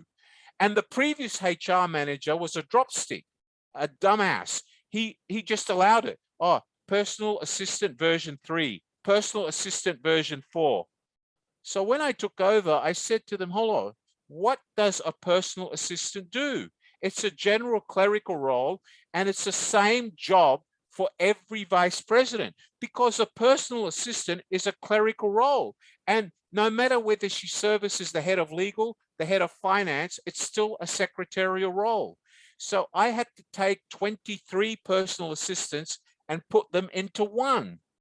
Then came up the question, so my personal assistant has 10 years experience. She requires a higher salary grade than a new one that's only 2 years experience. So, as you know, every job has a salary range, and that is usually over a quartile or 4 quartiles. Once you go outside those 4 quartiles, it means that there must be a next level up. So we developed personal assistant, and we came up with the next job for the most senior one and called them executive assistant. So do you understand what I mean by jobs? The job is developed based on the job, not based on the person. The person you recruit must fill the job, all right? We do not develop jobs just to satisfy people. So we don't say, Mushmi, that my sister wants a job. I'm going to develop a job description that fits her so I can employ her. If you do that, what are you doing? You're wasting your time. You might as well just employ her. Do you understand where I'm coming from, Mushmi? Have I answered your question, young lady? I've probably given you a lecture. I do apologize. But have I answered your question? Can you on your microphone? I can't hear you. You're muted, ma'am. Unmute your microphone. Okay, yeah. So it was not allowing me to speak. That's why I was not able to share okay. it. Yes, But, it really helps, sir. It all really right. helps. Thank you very much. But I just hope I motivated you, Mushmi, and Absolutely. it really inspires me that you asked the question. And please, you know, Mushmi, I don't know if you're studying with us already, but you may want to consider our postgraduate diploma, which does all elements of this. And also, after this session, actual fact, I'll do it now. To my co-host, Mr. Amala, could you share my +65 822 number with everybody here? And what I'd ask all of you to do today or tomorrow, I want you to pick one area of HR that you'd like me to deliver a 2-hour lesson on. It could be job description, it could be job evaluation, it could be manpower planning, it could be succession planning. But if you guys can all vote and tell me which ones you want, in the next 2 months, I will try to plan out those and advertise them in BizTalk. But there's no way I can do all 3 in one session. HR takes 20 years to perfect. Ladies and gentlemen, I graduated in HR when I was 23 years old. I'm now a lot older. I have 38 years as head of HR with major corporations. And out of those 38 years, I have also taught and delivered lectures in HR and management for the last 28 years at universities all over the world. HR is not something you pick up just because you own a business. If you own a business, your job is to strategize and build the business. But when it comes to managing the human element, you need to have somebody who understands HR. And HR is an ongoing science. Remember, what's the basic asset that a company has? It's its people. You can be the richest company in the world. You can be the biggest company in the world. You can be the Singapore Airlines of the world. But Singapore Airlines, without its pilots, who are the best pilots in the world, without its cabin crew, who used to be the sexiest cabin crew in the world, now they're not, unfortunately, because they no longer employ the Singapore girl only. They now have multinationalities. So what makes the airline what it is? It's not the name. The name Singapore Airlines means zero without its people. Do you understand that? Ladies and gentlemen, Steve Jobs, you all know who Steve Jobs was, the founder of Apple. There's one thing, Mushmi, that Steve Jobs said. Do you know what it was? He said he made a very important statement about people he employed. What was it? Do you know? I heard somewhere, I just forgot, like investment in people is the biggest asset, something I don't recall. That's one of his statements. But he said, when you employ people to do a job, Do not teach them how to do a job. Yes. Just guide them. Do you understand that? So if I employ a HR manager to do the job, tell them what I expect as far as the company's bottom line, and let the HR manager deliver people practices. So when Steve Jobs employed people at Apple, he chose the best people available. And he said to them, now that you work for Apple, do the job I've employed you to do. But here are the goals that I want you to achieve. Now do it the way you know best. But do not employ an engineer and then tell him how to be an engineer. Because what will happen? He will leave. Do you understand what I'm trying to say? So if you employ an engineer to work for the head of department who is not an engineer, do you think the engineers are going to enjoy working with him? Oh my God, no. Oh my God, no. All right. Ladies and gentlemen, does everybody know Singapore Airlines? I'm going to use an example here because I think you all need it. Singapore Airlines became famous. What made Singapore Airlines famous? It wasn't the name Singapore Airlines. It wasn't the bloody aircraft they use, excuse my expression, because all airlines have aircraft. Do you know what why Singapore Airlines became famous? Does anyone know? Can you raise your hand? Why did Singapore Airlines become famous? Does anyone know? Can I try? Yeah, go. Maybe because of the hospitality offered by the staff of the crew. That's one element, but that wasn't the reason they became world famous. Does anyone know why? Okay, I've got an answer. Hold on, I'll come back to you, young lady. Maravik Bonete, why did Singapore Airlines become famous? As my experience in Singapore Airlines, consistency of their service. No, And that's not the reason either. That's one of the reasons that they continued to be famous, but that didn't make them famous. Ladies and gentlemen, Singapore Airlines 30 years ago paid an American advertising company millions of dollars to come up with a concept. And that concept was come fly the Singapore girl. Not come fly Singapore Airlines, come fly the Singapore girl. Does anybody know why they did that? Because every time you boarded a Singapore Airlines flight, all the girls that worked there were Singaporean nationals, all right? They always had the typical traditional Singapore girl haircut, which is the bob haircut, where their hair came up to their shoulder. They all used to wear the same color hair, the same color makeup, the same size dress, okay? The same shoes, the same jewelry, the same handbag. They used to have to walk exactly the same way. They were known as the Singapore girl. And every time you boarded a Singapore Airlines flight, all the girls that looked there rated 10 out of 10 and all looked the same. So as a young business executive, when I first started my business career, my boss told me the first time I had to fly from Melbourne to Singapore, he said, young man, you fly the Singapore girl.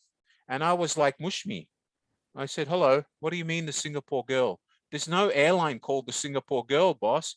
He said, wake up, young man, Singapore Airlines. Singapore Airlines is a Singapore girl? He said, oh, you're just a dumb, fresh graduate. Go and look up their website. And I went to their website. This was 35, 40 years ago. And they used to promote, come fly the Singapore girl.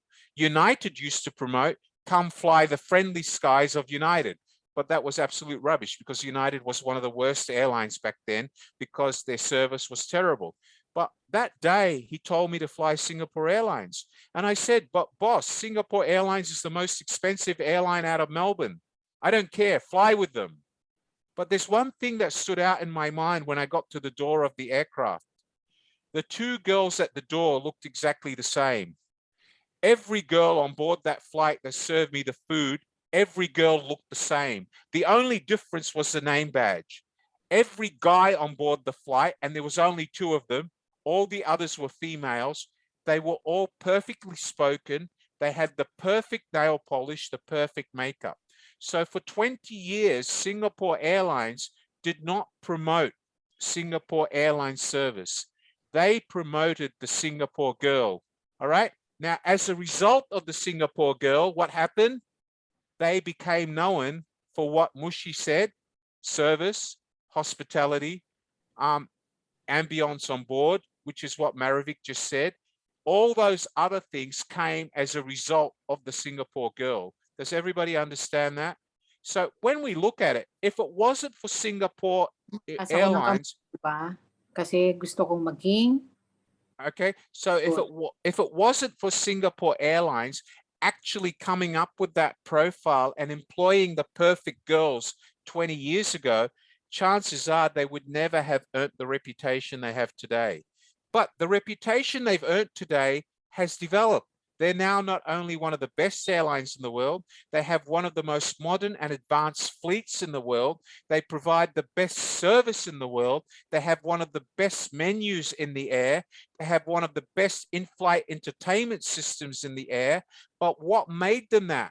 It was the people that they employed to start with. And that's why the company's culture is critical. As Mushumi said, company culture, the person you're employing, part of the job analysis and the job specifications is your company's culture. All right. Company culture is critical. Do you all know Google? Does everybody here know Google? Yeah. So do you know what the hardest part of getting a job with Google is? It's not your qualifications. First, you must fit the Google culture test. If you pass the Google people culture, the Google culture fit test, or what they call the Google fit test, then they look at your qualifications. The first thing they look at is, does Mushmi look and feel and fit into the culture of Google? Is she the outgoing girl that can mix into Google? Is she the type of girl that can come into the office and not give me an excuse that she has to go home to her boyfriend at 7 o'clock? If I have $1 million project, will Mushmi stay at Google overnight and finish the project? Is she a workaholic? So the first thing Google analyze is the work culture. Does everybody understand that? Now, let me tell you about Google. Google and Facebook spend approximately $250,000 US a year just on coming up with ways to test and identify the most suited people that fit the company culture. This is just in psychometric testing, agents or college recruiters, people that actually go out to look for ideal candidates. All right. Google alone actually welcomes somewhere around between 50 and 70,000 job applications a year. Ladies and gentlemen, do you know how many of those get a job at Google? Does anyone know? How many do you think get a job, Mushmi? Could be around 2%. A little bit more, about 8 to 10% now. Okay. At Facebook, she would be right. At Facebook, 2% would get a job because Facebook is still trying to make itself the most exclusive. All right. You try to get a job at Apple, probably 5% of 25,000 applicants would get a job. Do you know why? Why do you think the standards are so high? It's not because of people's qualifications. It's because most applicants don't fit the company culture, right? Do you all understand that? Yes or no? Yeah. Okay. So ladies and gentlemen, going back to human resources is the science of human capital. People are your company's most valuable asset. You know, I could have 20 Mushmis working in my organization, and I could have 20 Mushmis running HR. But if Mushmi had no employees in the company to look after, I don't need her. I can just do it myself. You follow that? And it's really important that you as business owners or entrepreneurs understand that HR is not the old conventional HR, which used to be hire, pay salary, and fire. Am I right? That was the conventional HR. Do you think that would succeed in today's business world? Does anybody think that would succeed? Ladies and gentlemen, conventional HR is gone to the trash. If you still practice conventional HR, you shouldn't be in business because that's why your retention rate is low and your turnover rate is high. Retention rate is the ability to keep employees over a number of years, and turnover rate is the number of people that leave you every year. Not the people you fire, the people that actually leave you of their own free will. The people that you terminate are not part of your retention rate because you terminate them for a reason they're not good enough. Retention rate is affected by the number of people who leave you because you don't treat them well or because they got a better salary somewhere else. Do you understand that? If your retention rate or your turnover rate, sorry, forget retention. If your turnover rate exceeds 1 or 2% a year of your total workforce, then you have people skills issues. All right. So if you have 100 staff and you lose more than 3 to 4 people who resign every year, you have a problem. If your turnover rate gets to 10% per annum of your total workforce, you have serious problems. And if your turnover rate exceeds 10%, you have serious needs for a HR expert. Okay, so retention rate should be the difference between your turnover and the difference. So retention rate should be anywhere between 80 and 100%. Turnover rate or attrition rate, the ones that leave you, shouldn't be higher than 10%. It should be below 10%. So if your turnover rate is 10%, your retention rate should be 90%. Do you understand where I'm coming from? And if your company has a retention rate below 85%, you have a serious problem. You don't know how to manage your people. That's why you're losing money. And some businesses, what happens if somebody can't do a job, their automatic way is just to keep pushing those people till they resign or quit because they don't want to fire them and pay the benefits. But there's another way of doing it. Look at cross-function. Look at whether this person cannot do this job so well. Can they do another job so well? Can I move them to another job where they could shine and be happy rather than firing them and have to start again? Because if you fire them, yeah, well, of course, your retention rate is not affected because you fired them. But the fact is, you've just lost one element of your human capital. The cost of replacing them is going to have an impact on your business. Do you all follow that? Yes or no? Do you all follow that? Wave your hands, guys. Don't sit there like monuments. Come on. Okay, good. Excellent. All right. Does everybody follow what I said? Okay. All right. Ladies and gentlemen, the people at Apple suffered. When Steve Jobs died, he left them with a blueprint for 20 years. That blueprint finished about 5 years ago. And Apple had its first total world recall on one of their phones for the first time since they started, only under the leadership of Tim Cook. Every other phone made under Steve Jobs, there was minor recalls where they'd recall a certain model and fix the battery or something.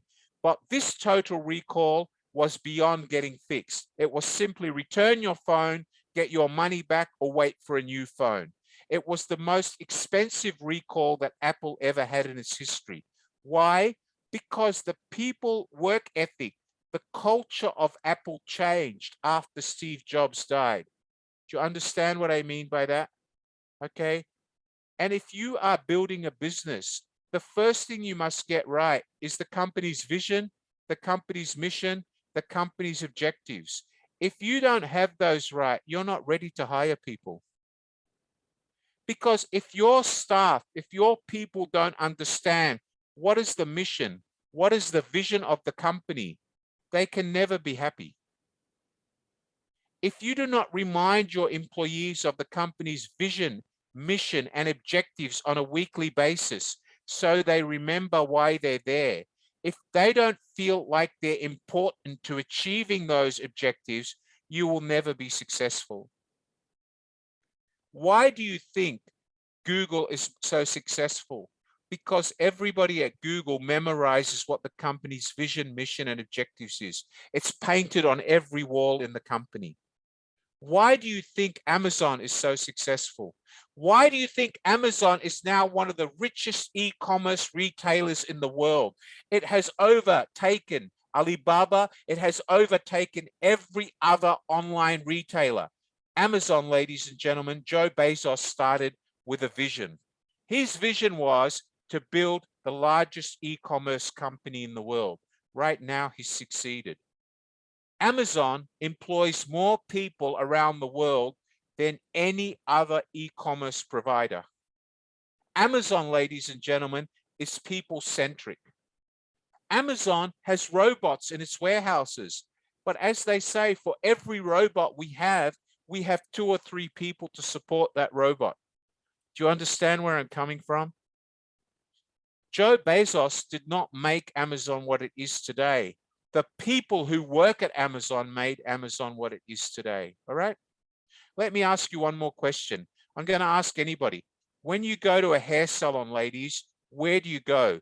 Do you go to the hair salon because of the price or because of the stylist who looks after you? Who can answer that? Who can answer that? Come on, answer it. Mushmi, open your microphone. Why so do it's you? basically the kind of work, the name that he has created for himself or herself. So maybe I would like to look at Okay. that. Right. So basically, you're going there not for the name, not for the price. You're going there because the particular stylist is able to deliver a certain style or a certain look. Is that right? Yes. Very good. Thank you very much. So it's exactly the same of any job, ladies and gentlemen.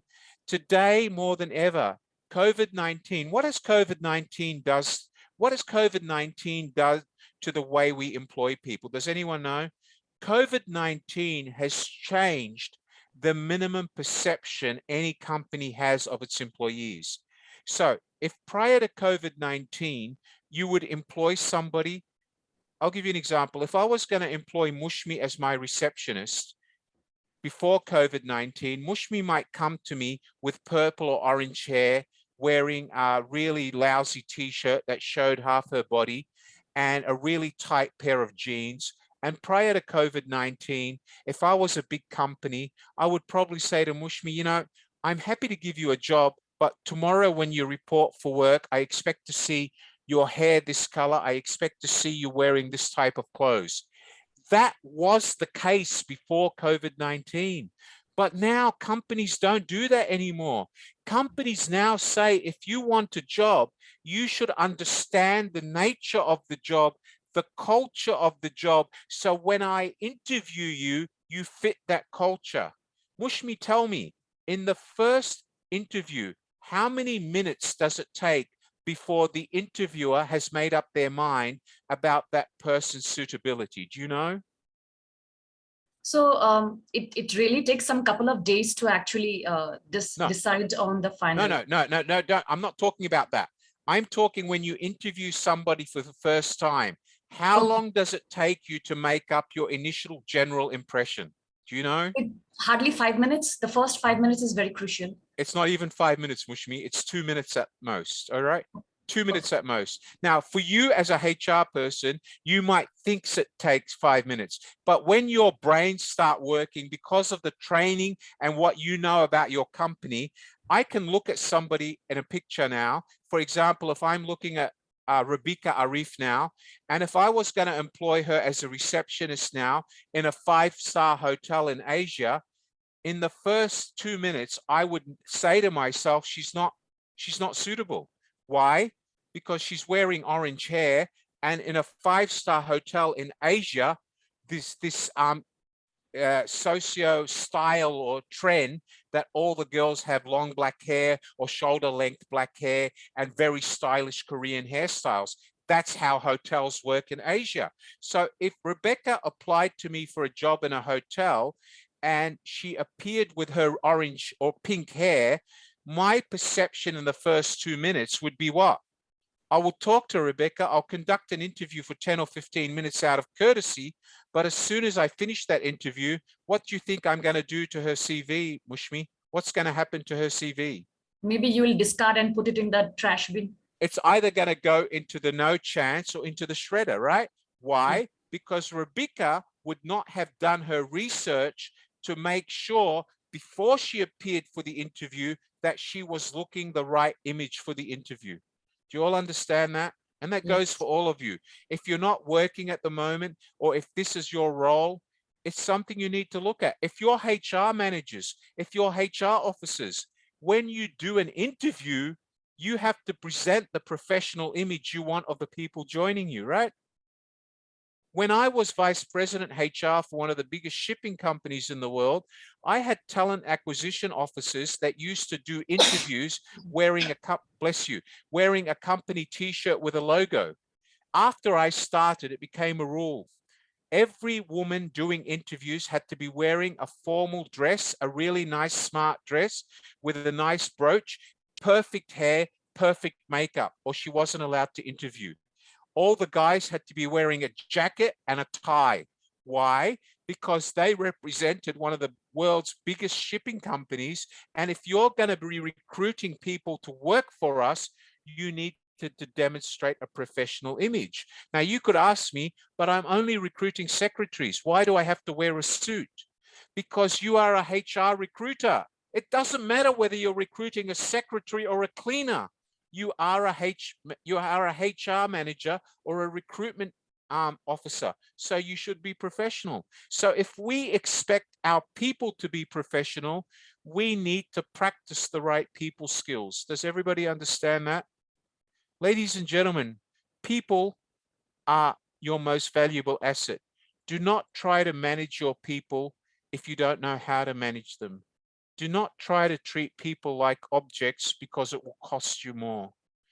Okay, let me give you an example. Singapore Airlines, during COVID-19, retrenched a lot of its flight attendants because they had no flights. They retrenched a lot of its pilots and captains. Now that the business is picking up, what do you think is the problem for Singapore Airlines? The people that they fired don't want to come back and work for them anymore. Most of them are now working for Emirates or Cathay Pacific. Now Singapore Airlines is having problems recruiting. Now the airline industry all over the world cannot find enough flight attendants so they can put all their aircraft back in the sky. My airline down in Australia, Qantas, the worst airline in the world, unfortunately now, has actually sacked most of its staff, that now they don't have enough flight attendants to bring the service back to where it was. And they used to be one of the world's #1 airlines many years ago. I'm proud of them because, you know, I'm an Australian. I eat Vegemite and fly the Australian kangaroo. But now I wouldn't fly them, not for the next 10 years. All right. So does everybody understand what I mean when I say your people are your most important asset? Does everybody understand that? Ladies and gentlemen, from me to all of you, if you've enjoyed my lesson tonight, please go to our website, go to Facebook, go to YouTube, the Apex Stories, or go to Instagram. Leave a note for Wally. Say, Wally, I enjoyed your HR session. Wally, I'd like to see more of you. Tell your friends about our BizTalk. Bring as many friends as you can to BizTalk. If you work in a company and you have friends that need to learn or trainees, make BizTalk compulsory for them. Say part of your training is you must watch BizTalk twice a week. And at the end of the month, you must show me all your certificates. Use us as part of your internal company's training process, all right? And eventually, those people might like what we do and join us and do our diploma or postgraduate diploma. And if you're employing young people to work for you, putting them through our diploma or postgraduate diploma is one of the cheapest way you can give them a new education and build their level of competence. Where else can you get a secretary a diploma if she doesn't already have one for only $720? And you can monitor her and make sure that she attends classes every week and make sure that she shows you her transcript every month. All right. So, and they can do it at night after they go home, but you can still put it on your internal training program. And if you want an outline, or if you want to know how our diploma or postgraduate diploma can meet the competencies in your company, please just email me or WhatsApp me directly. I can help you with that. All right. But, you know, ladies and gentlemen, if you have staff, if you have people that work for you and you want to motivate them, what's the easiest way to motivate them?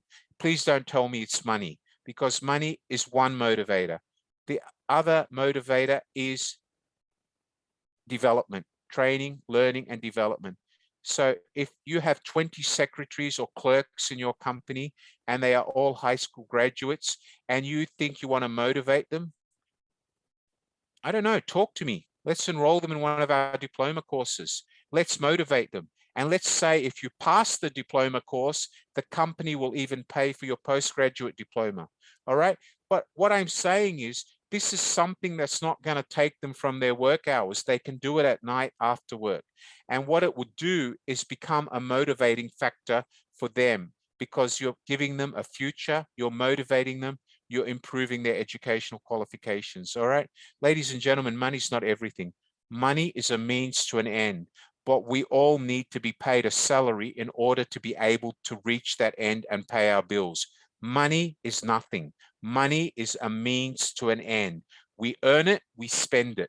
And if you earn enough of it, you become so rich that after you die, you don't take it to the grave. Somebody else takes it, right? You all know that. That's reality. All right. So what you need to do is put an effort into developing your people. Use programs like this, which are cost effective to develop your people. They don't have to stay away from work because they can study at night or on Saturdays. Motivate them. Start caring for your people. If you give your people what they need, your business will run on its own. If you actually don't treat your people well enough, then you're constantly having to actually fix the problems and save your business. There's a difference between saving your business and growing your business. Does everybody understand that? Yes or no? All right, I'll take 3 or 4 more questions and then I have to say goodnight. All right, let's talk to 2 or 3 more people. By the way, I hope I've answered your questions, Mushimi. Okay, I'll talk to you again soon, gorgeous. Please don't hesitate to WhatsApp me or email me. All right, it's my pleasure, ma'am. Okay, let me talk to someone. Who wants to talk to me? Okay, let's talk to, okay, I've got 3 people here. One moment, please. Okay, the first one is Farm Timok. Hi, Farm T. Do you want to unmute your microphone? Yeah, hello. hi, Wally. Hi. Thank you. Yeah, hello, how are you tonight? Yeah, I'm good. How about you? Good. What have you learned from my session tonight and what questions can I answer for you? Yeah, I learned from your question tonight is JA, JD, JC, and JE is a job evaluation. Yeah. Yeah. So I want to ask which one is the most important? Well, let me tell you, the most important is the job description, but you can only reach that through correct job analysis. Once you've got the job description in place, including the job competencies, okay, that is the critical element. Once you've got that piece of paper correct, then everybody you employ for that job will be the right fit, okay? The second most important will be the job evaluation and the salary you offer. Okay, let me explain, Famti. Do you know what I mean by job evaluation, ma'am? Do you know what job evaluation means? Can you open your microphone and tell me, what does job evaluation mean? Open your microphone. What does job evaluation mean? And my understanding of job evaluation is mean the company will base on your performance and will No. That is performance-based pay based on performance evaluation. It's different. Okay, who can tell me what's job evaluation? Go ahead. Yes, Mushimi, what's job evaluation? So job evaluation is basically understanding the hazard and risk associated with the job. Yep. It also looks at, the other aspects, what kind of personality is required to carry on the job, what kind of the dimensions which is required. Right. So that really needs to do a compensation and benefits. That's right. So that could include the revenue they're responsible for, the number of people they manage, the amount of percentage of growth they have to bring to the business, the skills they have. It talks about common factors and they are called evaluation factors. For those of you who don't know job evaluation, the most dynamic job evaluation matrix or system in the world is called the Hay evaluation methodology. And if any of you are interested in learning in that, put it in the WhatsApp, and when we do job evaluation, I'll give you all the tools for Hay job evaluation. It's a very standardized system where you look at 5 or 6 elements or dimensions, and you give each dimension a score, you add up that score and you convert it to dollars. And that will basically give you a range which is about 0.8% accurate to market. And that happens in each part of the world. But job evaluation, PAMT, is the second most important element after the job description. Because no matter how good your job description is, if you don't offer the right salary scale, you'll never recruit the right talent. And even if you may recruit them because they're desperate for a job, they will not stay for very long. And eventually they will go to the next highest bidder. So it's really important to actually get them in process. If you don't have job descriptions, the first thing you should do is get job descriptions done and then try to learn about salary surveys. And if you don't know how to do job evaluation, learn how to use a simple salary survey and then slowly bring in job evaluation. But for the love of God, don't go and look for the salary on Google and decide on that.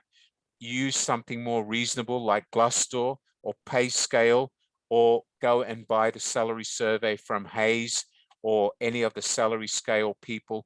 You can message me and I'll tell you who they are. For the love of God, don't search salaries on the internet like some idiots do.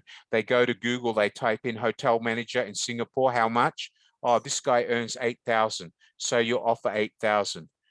That's not how we employ people, guys. For the love of God, that's not how we do it, all right? Okay, does anybody else want to talk to me? Come on, wave your hands. I can't read your minds. Okay, thank you. All right, hold on, Mushmi. I'll have to come back to you. I've got others. Ailu Sao. Yeah, Ailu, how are you? I'm coming to you, Julie. You're next. Yes, Ailu, go ahead. Good evening, sir. Good evening, sir. Thank you so much. It's my pleasure. How can I help you tonight? What's your question? Yes, my question is the job competence. Is that also very important? Which competence? My competence or the employee's competence?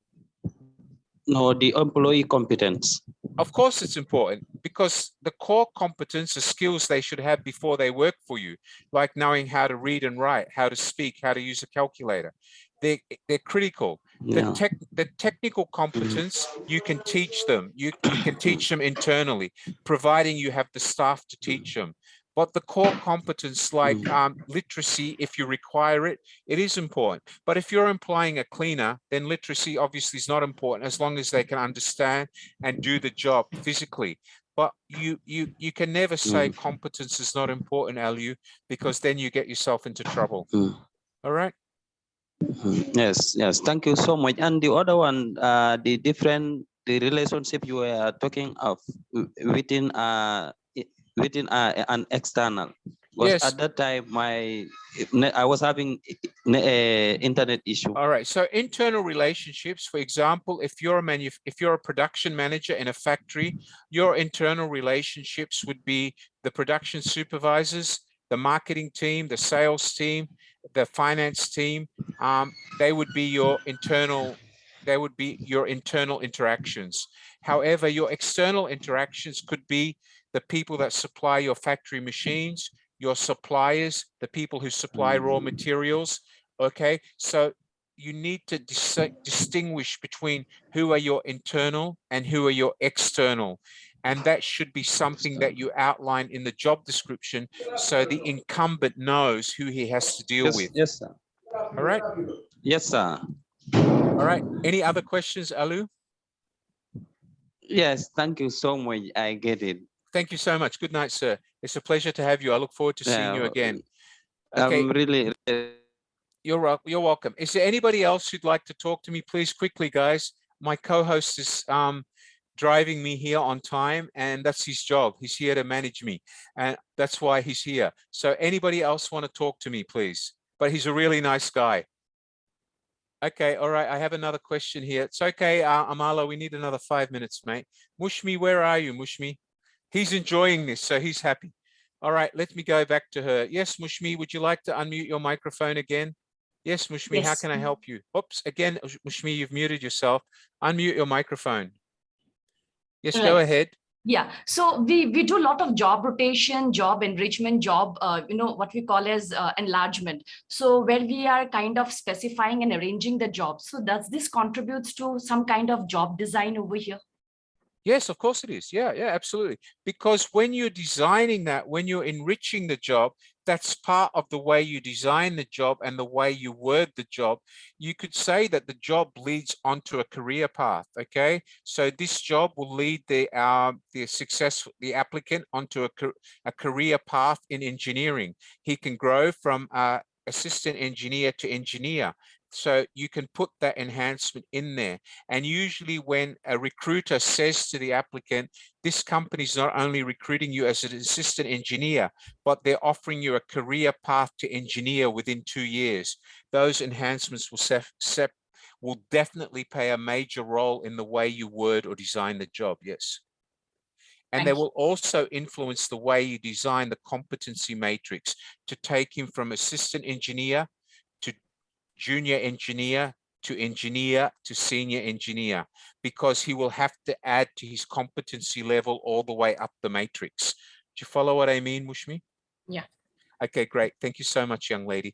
Ladies and gentlemen, from me, Wally Rauda, for those of you who don't know, my profile is I have over 28.5 years alone just in senior positions of management with HR and heading HR departments and being chief people officer. Out of my last 38 years in my professional career, 20 years have been as an academic, as a consultant, and as a motivator to CEOs and government organizations all around the world. I have developed performance management and consultative selling methodologies and marketing methodologies. I have implemented HR methodologies for some of the biggest organizations in the world, and I do that on a daily basis as an academic with clients that come to me for advice. Ladies and gentlemen, let me just leave you with this. Learning is an ongoing journey. People are your most valuable asset. When you put the learning journey in front of the people that work for you, you can't go wrong. Your people are hungry to learn. As long as you feed them, they will pay back. How do they pay back? They drive your business. Why? Because you're feeding them. They'll keep driving your business. All right, ladies and gentlemen, look at Amazon. Amazon actually processes over 200 million e-commerce orders a year. They're one of the largest e-commerce providers in the world. Do you think that Amazon could ship that many orders if it wasn't for the people it has? If you say yes, you're wrong. The only reason Amazon is that successful is because of the money they spend on motivating their people, the training they put their people through, and the fact that they care about their people. All right, ladies and gentlemen, from Wally, it's a very thank you to all of you. Please WhatsApp me or email me, but please remember, I am a teaching academic and I'm also head of department and I'm also a consultant. So please remember that when you write to me, do not expect an answer straight away. Give me 1 or 2 days and I will come back to you, all right? But don't send me a message and after 10 minutes say, hello, are you there? Because I'll probably be running another meeting, as Amala will tell you, all right? Okay, from me and Amala, we thank you all for being part of BizTalk 44. We look forward to seeing you at BizTalk 45.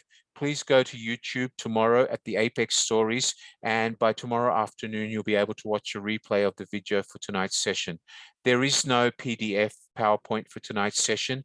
If you want to watch it again, please go to the Apex Stories on YouTube. If you want the forms, the templates, you can WhatsApp me and I'll send you the templates. Ladies and gentlemen, from me to all of you, good night. God bless you all. I love you all. Good night, everyone. Good night. Good night.